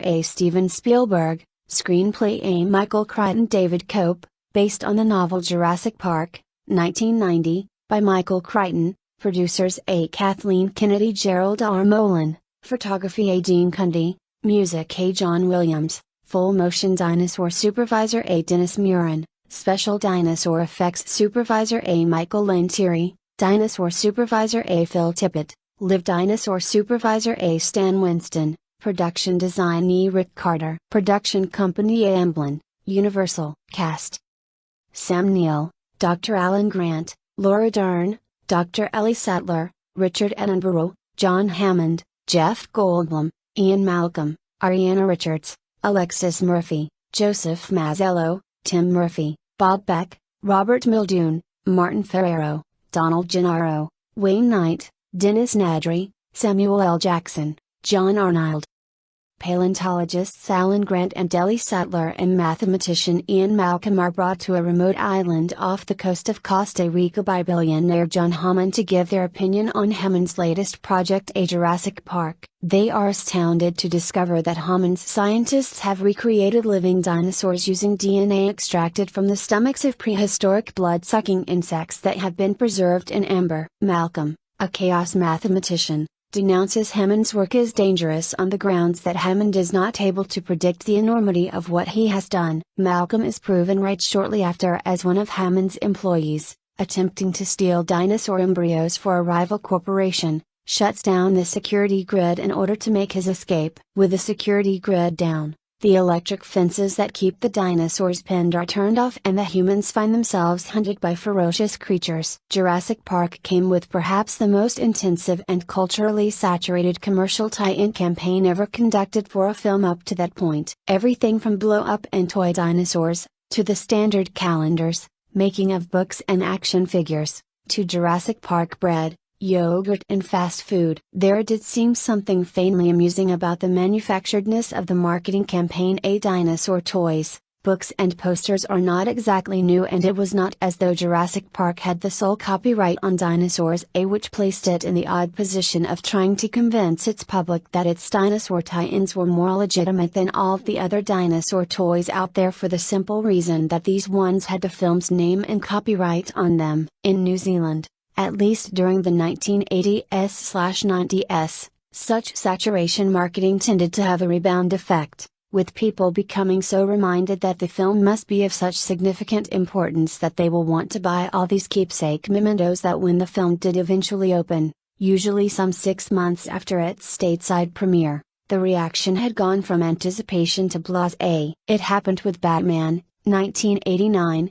And it happened here again. By the time Jurassic Park eventually did appear, it was greeted with a resounding "neat dinosaurs, shame about the plot" reaction. Whatever the case, the marketing at least worked, with Jurassic Park rocketing to the top of the all-time highest grossing box office films list and being one of the few films in the 1990s to give director Steven Spielberg's own the Extraterrestrial, 1982. A good challenge for the #1 spot. The upshot of the marketing campaign, and the carefully calculated trailers that only released brief glimpses of the dinosaurs, was that it manufactured a want. It begat a single anticipation of its audience, the expectation that the film would produce dinosaurs. One can see it in the way the audience greeted the film. They fidgeted through the first 15 minutes and the lectures amiably disguised, nevertheless still lectures on the viciousness of velociraptors, whether dinosaurs were birds, chaos theory and dinosaur DNA in weight. This was clearly an audience that wanted to see dinosaurs. The entire success of Jurassic Park centered around whether or not Steven Spielberg could provide dinosaurs. The moment the first brontosaurus appeared on screen, lazily nibbling at the tops of trees, there with the stunning fullness of realization that up to that point had been unseen on the screen, it produced a collective sigh of awe. The answer, of course, was a resounding yes. Steven Spielberg had taken the audience's want and produced a banquet. With the first sight of the brontosaurus, it is a moment one realizes that Spielberg and the entire thrust of the film and marketing campaign has deliberately led one up to. It is a magician's trick, making an audience want to see magic before it is provided, something that is even evident on screen in the way that Spielberg steadily shows us the characters' astounded reactions to the dinosaur before he allows us, the audience, to see them. Jurassic Park marked a return to the type of filmmaking that Steven Spielberg made his name with at the start of his career. Lean, economically stripped back, seat-edge roller coaster rides of Duel, 1971, and Jaws, 1975. It seems a conscious attempt to turn back away from the big budgetitis and increasingly woolly soft-headedness that has marked all of his films of the last decade. About everything he has directed from E.T. onwards. More importantly for Spielberg, it was a decade that was marked by a string of either critical the Indiana Jones sequels, Hook, 1991, or public failures, Empire of the Sun, 1987, often both Twilight Zone the movie, 1983, and Always, 1989. Jurassic Park is not free of budgetitis. Indeed, It was Steven Spielberg's most expensive film up to that point. However, Spielberg has set out to be scary, and the film contains some of the best theatres gouging moments one has seen on screen in some time, particularly the scenes with the velociraptors chasing the children through the kitchens. The most seat-edge set piece in the film is undoubtedly the attack of the T-Rex on the stalled jeeps, with it spinning the jeep around with its snout and smashing through the windows to get at the terrifyingly vulnerable children inside, charging after a defenseless Jeff Goldblum as he stands in the open waving a flare to attract its attention, and crashing into a toilet and almost casually snapping up the cowering Martin Ferrero in its mouth. It is a sequence that is made all the more terrifying for Spielberg's willingness to break one of Hollywood's cardinal unwritten rules about not endangering the lives of children at any moment. One fully believes their lives are in danger. The full-blooded appearance of the T-Rex bursting through the electric fence in the rain, accompanied by a wonderfully thrilling digitally mastered roar, is also a stunning moment, one that explodes with all primal ferocity that the first appearances of say the Beast from 20,000 Fathoms, 1953, and Godzilla, 1954, did in the early 1950s. It is truly like such creatures have been taken right out of the Cretaceous and let loose. For all that, Jurassic Park's greatest fault is that it is a good film, but one is left feeling that it should have been more. Steven Spielberg, particularly in the Indiana Jones sequels and Hook, has a tendency to sketch his films in tones so broad that they verge on caricature. That is something that faults Jurassic Park too. It has a good cast, most of whom perform efficiently. Many of the supporting characters seem too broad as characters to ever be believable. Martin Ferrero's cowardly lawyer seems too nervous to ever emerge as someone capable of managing the finance for a multi-billion-dollar amusement park. Jeff Goldblum's playing of the chaotician is suitably flaky and intense and given to wry throwaway lines, but the character never manages to impress us that he is a mathematical genius. Similarly, Richard Attenborough's Walt Disney-inspired John Hammond seems too grandfatherly, too soft-headed, too naive and incapable of threat to convince us he is an astute billionaire businessman. Although, in the bad acting stakes, the worst offender period is Wayne Knight's giggly irritable computer buff, an inane performance that more properly belongs as a villain in a children's film. The kid scenes come with a surprising and tolerably small degree of sentiment. Indeed, the best performance in the film comes from this quarter. Joseph Mazzello is anonymous, but Ariana Richards' playing of the 12-year-old is welcomely tough and resourceful. The film conducts a fair adaptation of Michael Crichton's 1990 novel. The book has been efficiently trimmed for the screen without losing any of the major aspects. It does gain, not too surprisingly being a Steven Spielberg film, a subplot about how the pedophobic Sam Neill character comes to like children. That said, the result does not always work on screen. The ideas behind dinosaur cloning and chaos theory require difficult concepts at the best of times, and in trying to encapsulate these for its audience in only a couple of minutes,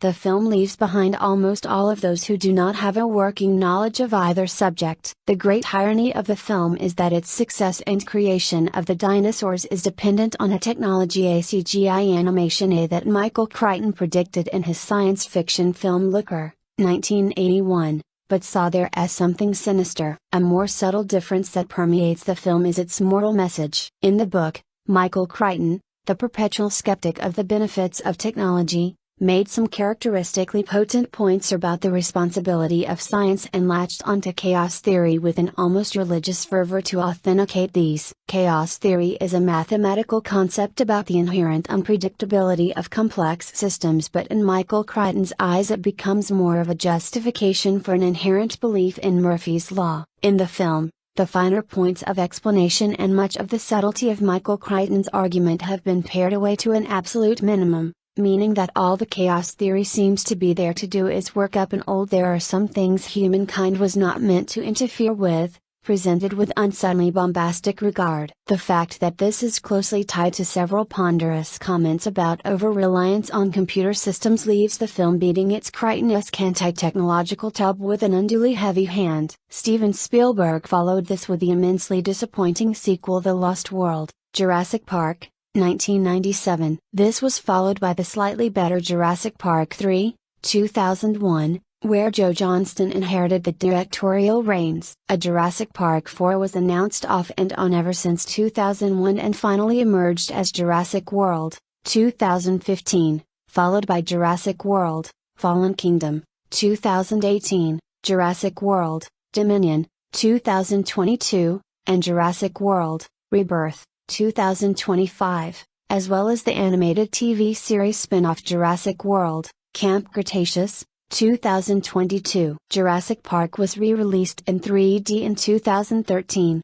the 20th anniversary of its release. Jurassic Park gave a sudden boost to the career of the then declining career of Michael Crichton, and in the next few years Crichton became one of the hottest film-adapted authors in Hollywood, with the likes of Rising Sun, 1993, a superior adaptation of Crichton's blatantly racist book about Japanese business practice, Barry Levinson's adaptation of Disclosure, 1994, Crichton's novel about sexual harassment, which contains some science fiction elements, The Lost World film Congo, 1995, Crichton's original screenplay Twister, 1996, about tornado chasers, Levinson's underrated Sphere, 1998, about the investigation of a crashed UFO, John McTiernan's The 13th Warrior, 1999, and historical epic about the meeting between Vikings and Neanderthals, Richard Donner's dull adaptation of Crichton's Timeline, 2003, about time travel to medieval France, the TV miniseries remake of The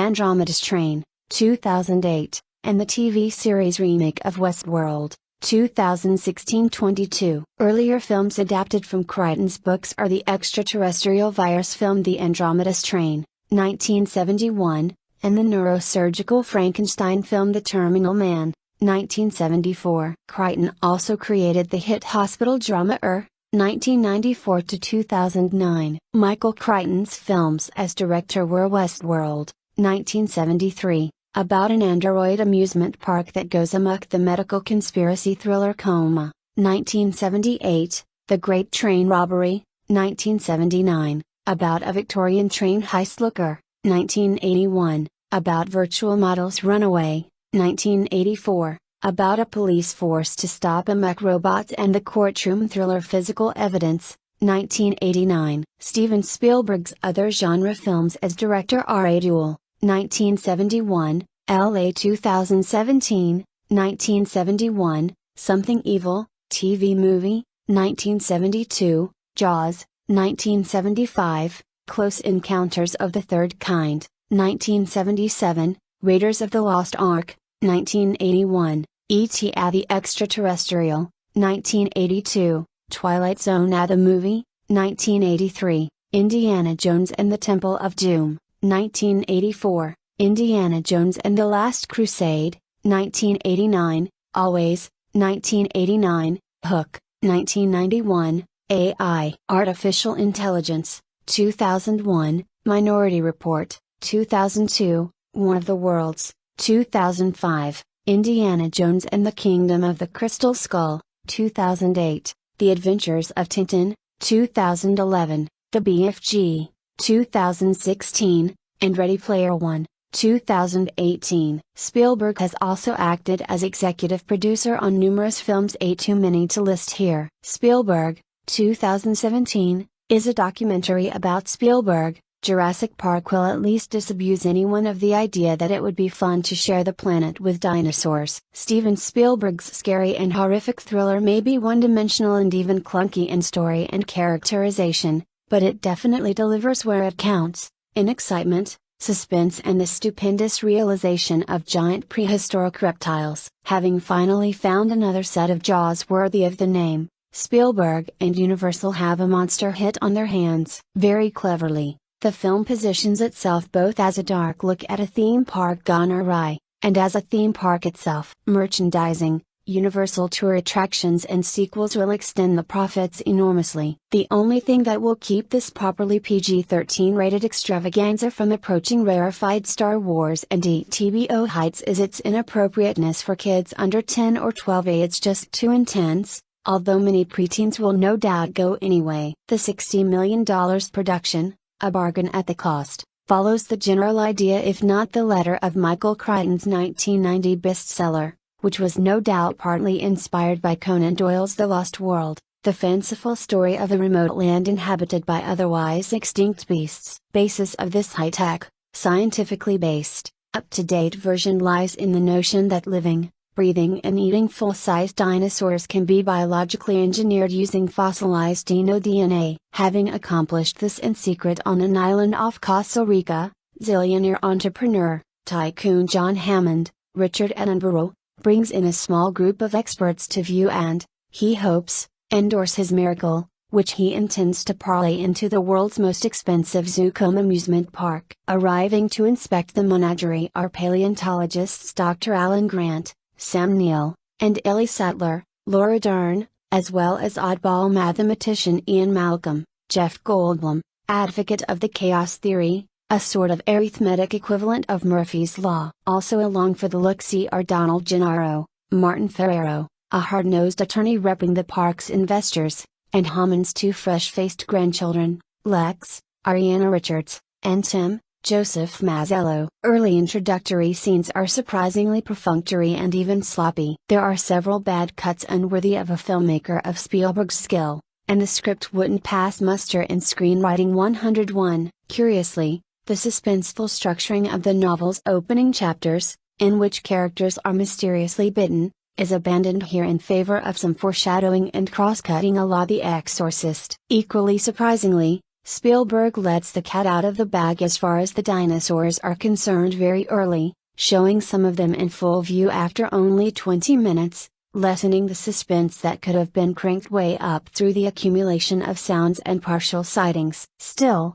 none of these problems matter once the film clicks into high gear. When a storm strands 2 carloads of Hammond's guests in the middle of the park at night, a Tyrannosaurus Rex decides it's dinner time. In a terrifically suspenseful and sustained sequence, the ferocious monster attacks the vehicles and its inhabitants, chowing down on one and terrorizing the others, particularly the children. Suddenly, after a fitful first hour, Spielberg pulls off one of the most exciting set pieces of his career, highlighted by a stunning shot of a T-Rex in a rear-view mirror and climaxed by a gag lifted from Buster Keaton's Steamboat Bill Jr. Events from here on frighteningly verify the mathematician's view of an unpredictable universe. With Command Central's computer and power systems shut down, the dinosaurs are free to run amok, thanks to the treachery of rotund hacker Dennis Nedry, Wayne Knight, who attempts to make off with a canister of dino embryos but is ambushed by a strange hissing and spitting beast. Even though all the dinosaurs have been bred to be female,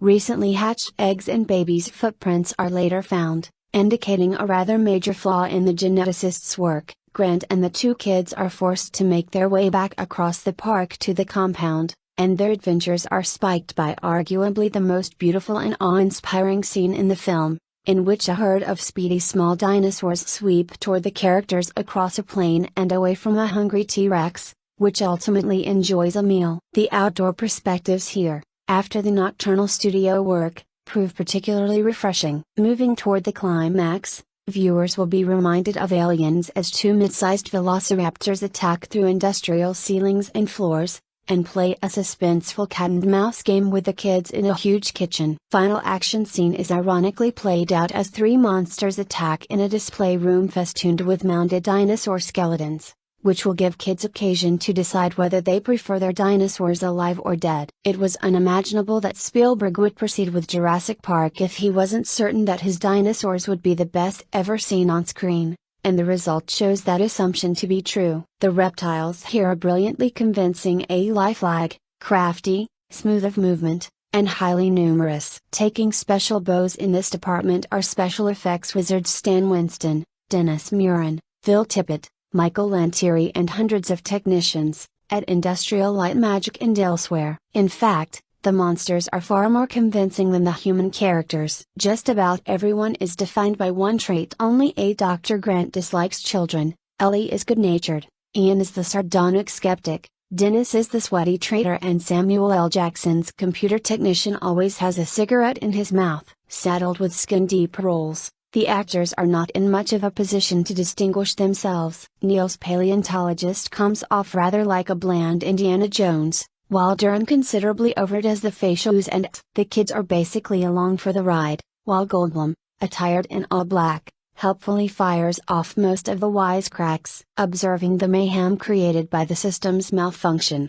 he jibes, but when the Pirates of the Caribbean breaks down, the pirates don't eat the tourists. As for Attenborough, agreeably back on screen for the first time since 1979, his role has been significantly softened from the book, turned from single-mindedly malevolent developer into a profit-minded grandpa willing to acknowledge his folly. While the gore of the novel has been toned down to unbloody levels, and the body count is notably lower, as if with the wave of a hand, the vast number of workers at the park are made to disappear when convenient, Spielberg nevertheless turns the screws very tight in the film's second hour, having evidently made the decision to sacrifice the youngest potential viewers in order to give everyone else a good scare. While his humor can hardly be called subversive, the director pokes a little fun at the theme park mentality in general, and at merchandising in particular as he pans across shelves loaded with Jurassic Park products. Crichton's pessimistic view of people's motives is given lip service here,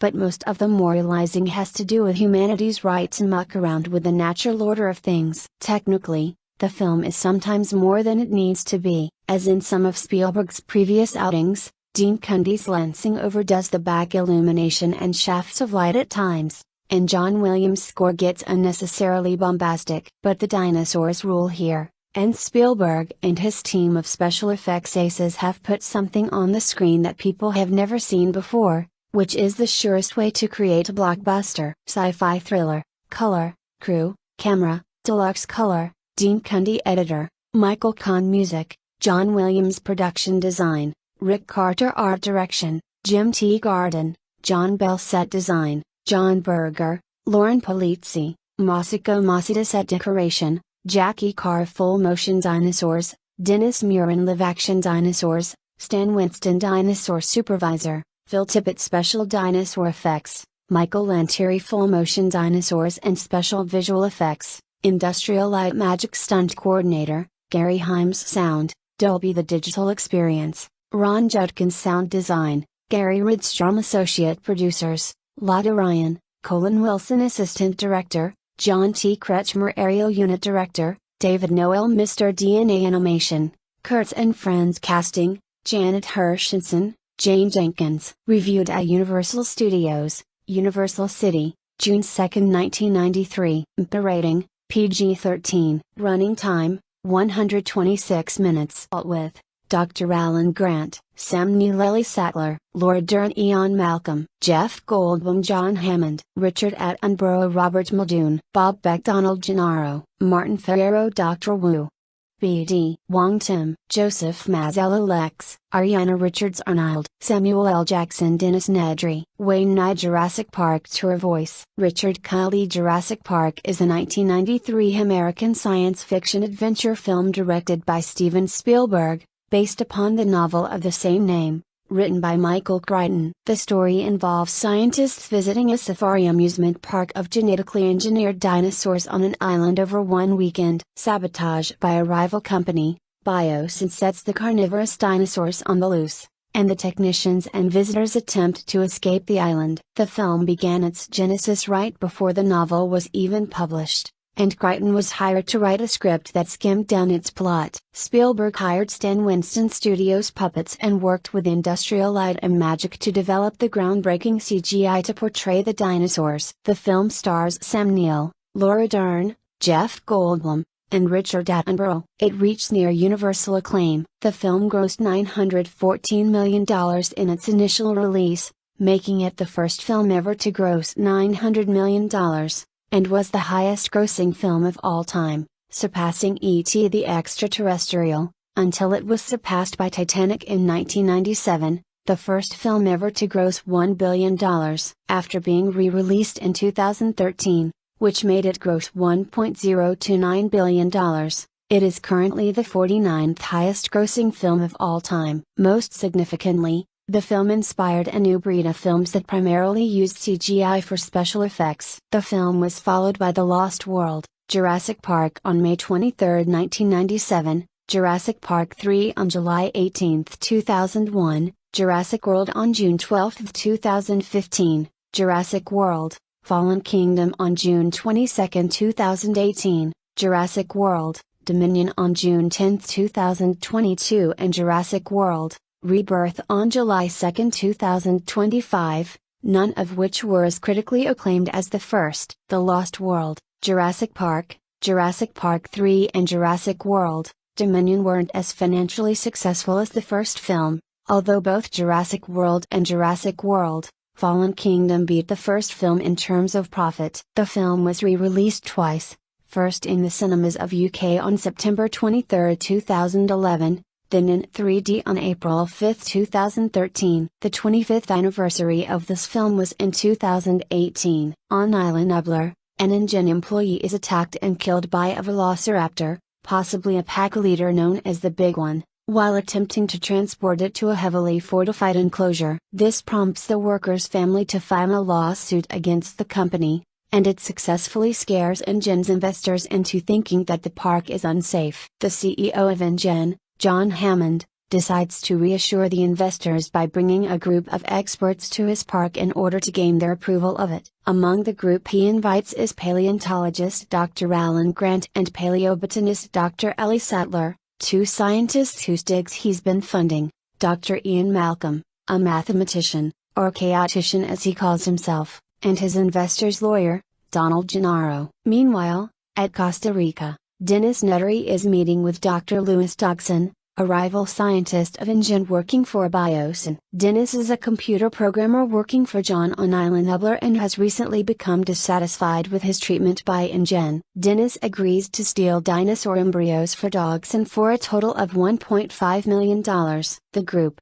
assembled by John, arrive on the island via helicopter and then take two 1992 Wrangler Sahara Jeeps out into the park, where they come across a Brachiosaurus and a whole herd of Parasaurolophus. To their utter amazement, John then takes his assembled team to the visitor center, and learn that InGen were able to recreate dinosaurs using DNA taken from mosquitoes, who had feasted on dinosaur blood and had been preserved in amber. The DNA taken from the mosquitoes were spliced with DNA from frogs to fill in the gaps of the genetic code. InGen scientists only cloned female dinosaurs, thus eliminating the threat of uncontrolled breeding of the animals. Afterwards, the crew enter the laboratory, headed by Dr. Henry Wu, and witness the birth of an infant velociraptor. At Alan's request, the crew are then taken to the velociraptor enclosure, where they meet park warden Robert Muldoon. Robert tells the group about how vicious and intelligent the raptors are. He explains that there are only 3 raptors altogether because the Big One,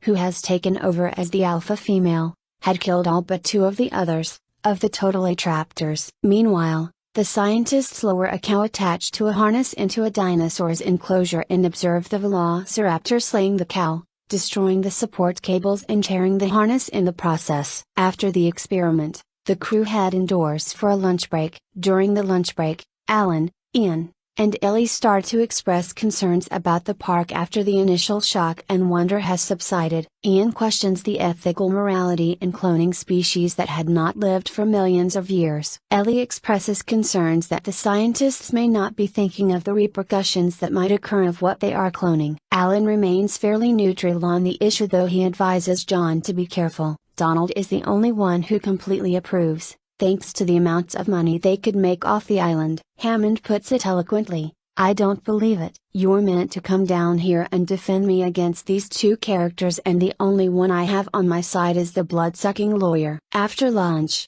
John's 2 grandchildren, Lex and Tim Murphy, arrive. John's grandchildren join forces with the crew, and they take a tour through the park in electric tour vehicles, consisting of 2 1992 Ford Explorer XLTs. Both of them instantly take a liking to Alan, who doesn't appreciate the attention, as he does not garner much interest in children. The tour group visits the Dilophosaurus enclosure first, but to their disappointment, none appear. Next, they head towards the Tyrannosaurus pen where a goat is released into the pen, but the Tyrannosaurus still does not emerge from the forest. Finally, the crew find a sick Triceratops, with veterinarian Dr. Jerry Harding examining it. Ellie decides to stay behind with Jerry, while the rest of the crew head back to the Ford Explorers and go on their way back to the visitor center. A tropical cyclone storm hits the island, and most InGen employees leave, except for John, Robert, and Chief Systems Engineer Ray Arnold. During the cyclone,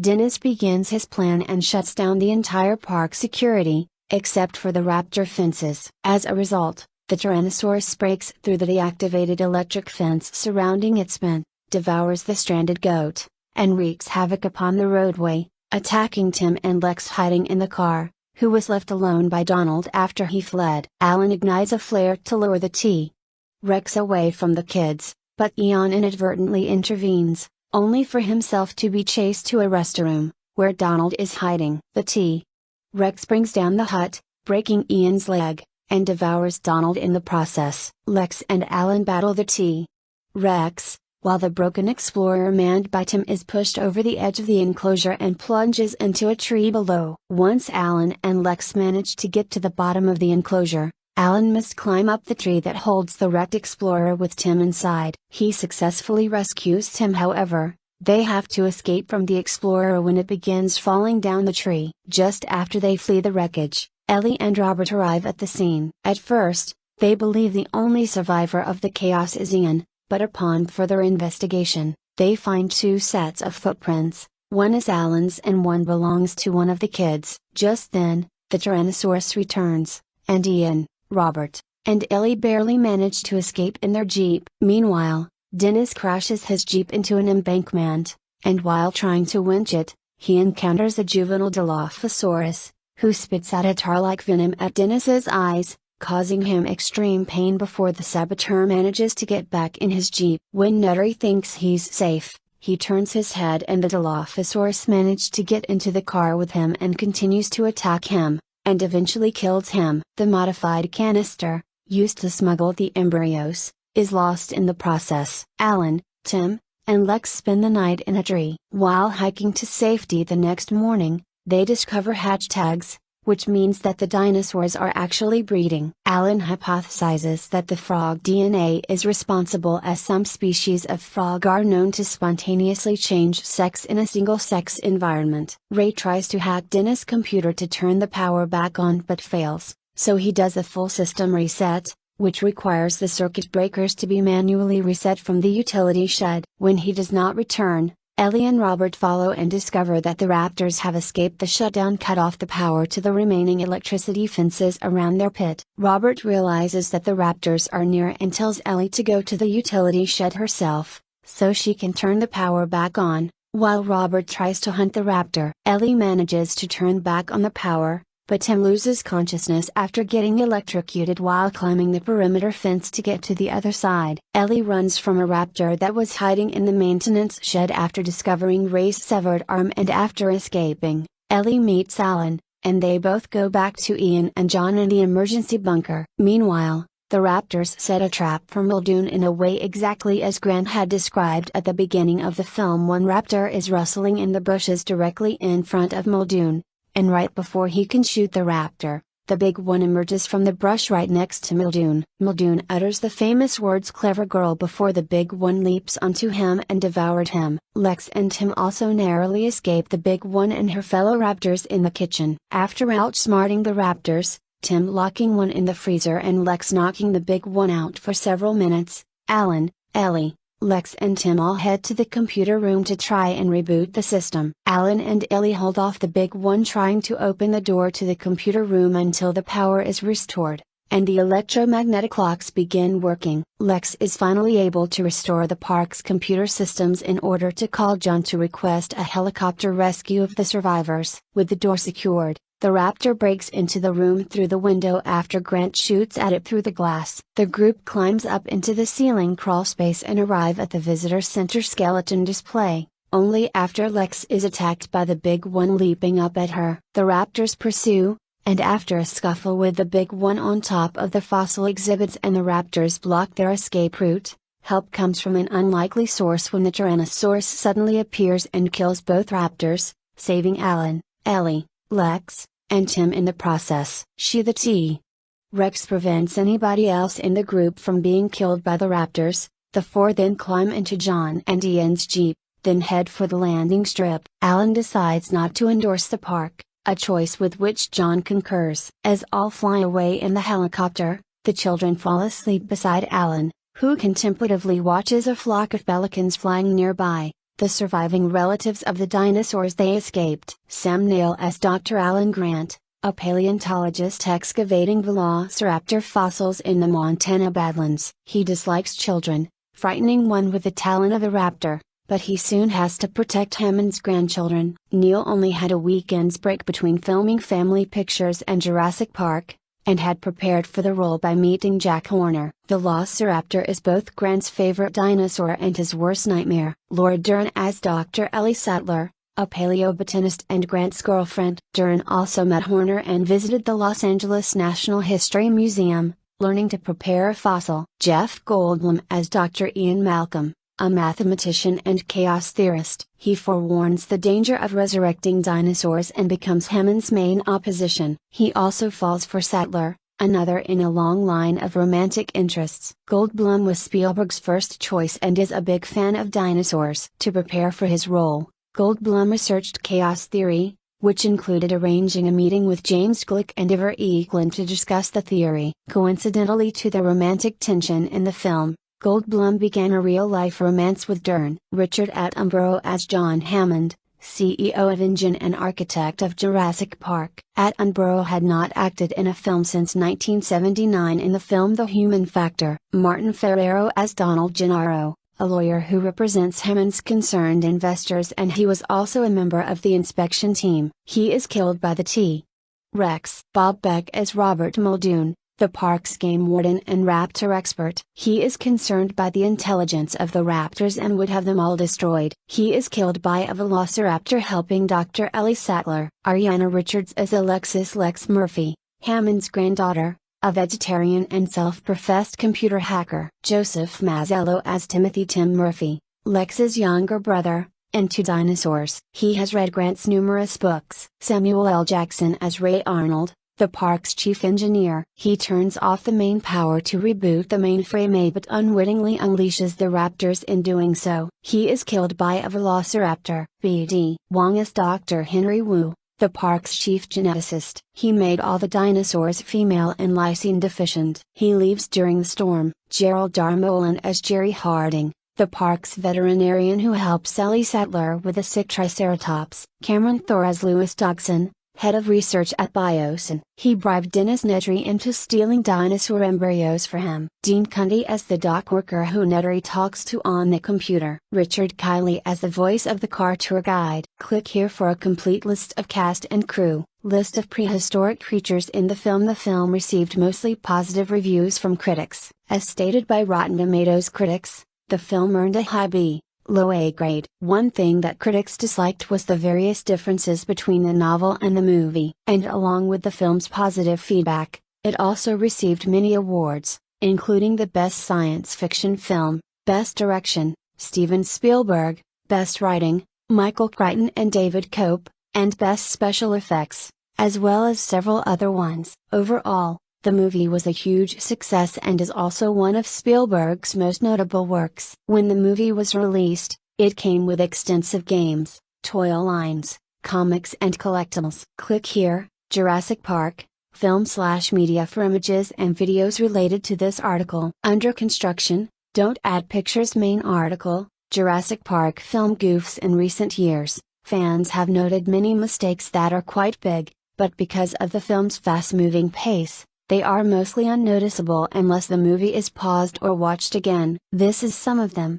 but for more information, see Jurassic Park Film Goofs section. When the chopper comes down near the waterfall, the cars are already right next to the helipad. However, once the chopper lands, they are seen backing up to collect the guests, despite already being there. When the jeeps stop to look at the Brachiosaurus, they are in the sun, but in the next shot, they are in the shade and behind trees. Also in that scene when Grant and Sattler are looking at the herd of animals, Sattler was to the left of Grant, but in the next shot, she is suddenly to the right of him. In the T-Rex breakout scene, the door was left open by Gennaro, but when it is viewed from Grant and Malcolm's car, the door is closed. The goat's leg that lands on top of Lex and Tim's car vanishes a few seconds later. When the T-Rex pushes Lex and Tim's car over a stage light, A potted plant and a steel cable can be clearly seen. When the Dilophosaurus that kills Nedry squirts a venom on him, he grabs a bit and pulls it up to see what it is. However,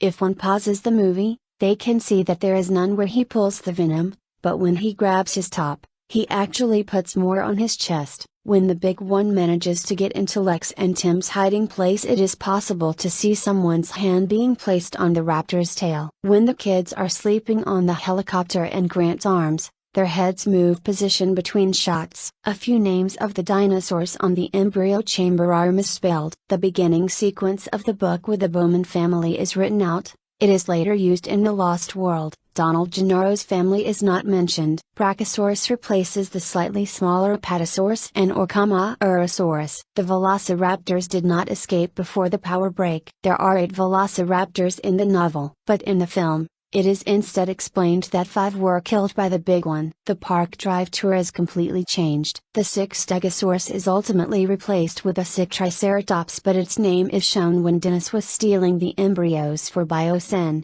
Though misspelled, there is only 1 female Tyrannosaurus while the book has 2, including a juvenile. Ed Regis does not appear, as his character was merged with Donald Gennaro. Henry Wu does not have a larger role and actually survives and leaves for the boat. Jerry Harding also does not have a larger role. Gennaro is killed, which may have been related to Ed's death in the novel. The auxiliary power does not come on. Half of the people that would be stranded have left aboard the NB. The velociraptors boarding the NB never happens. The Gallimimus scene replaces the Hadrosaurus stampede. Grant and the kids do not travel on a raft. The survivors do not take refuge in the park's hotel. The aviary is completely absent. It is later used in Jurassic Park 3. Dr. Sattler goes to turn on the power instead of Gennaro and Grant. Muldoon is killed. The nursery scene is written out. The exploration of the raptor nest is written out. Hammond survives. Ian Malcolm does not die, however. This is later changed in the novel canon as it was changed when The Lost World was released. The island was not bombed. The survivors are not detained at Costa Rica. A manga adaptation of Jurassic Park was created by Kazumi Sakamoto in 1993. The manga takes several liberties with the movie storyline. Although called Jurassic Park,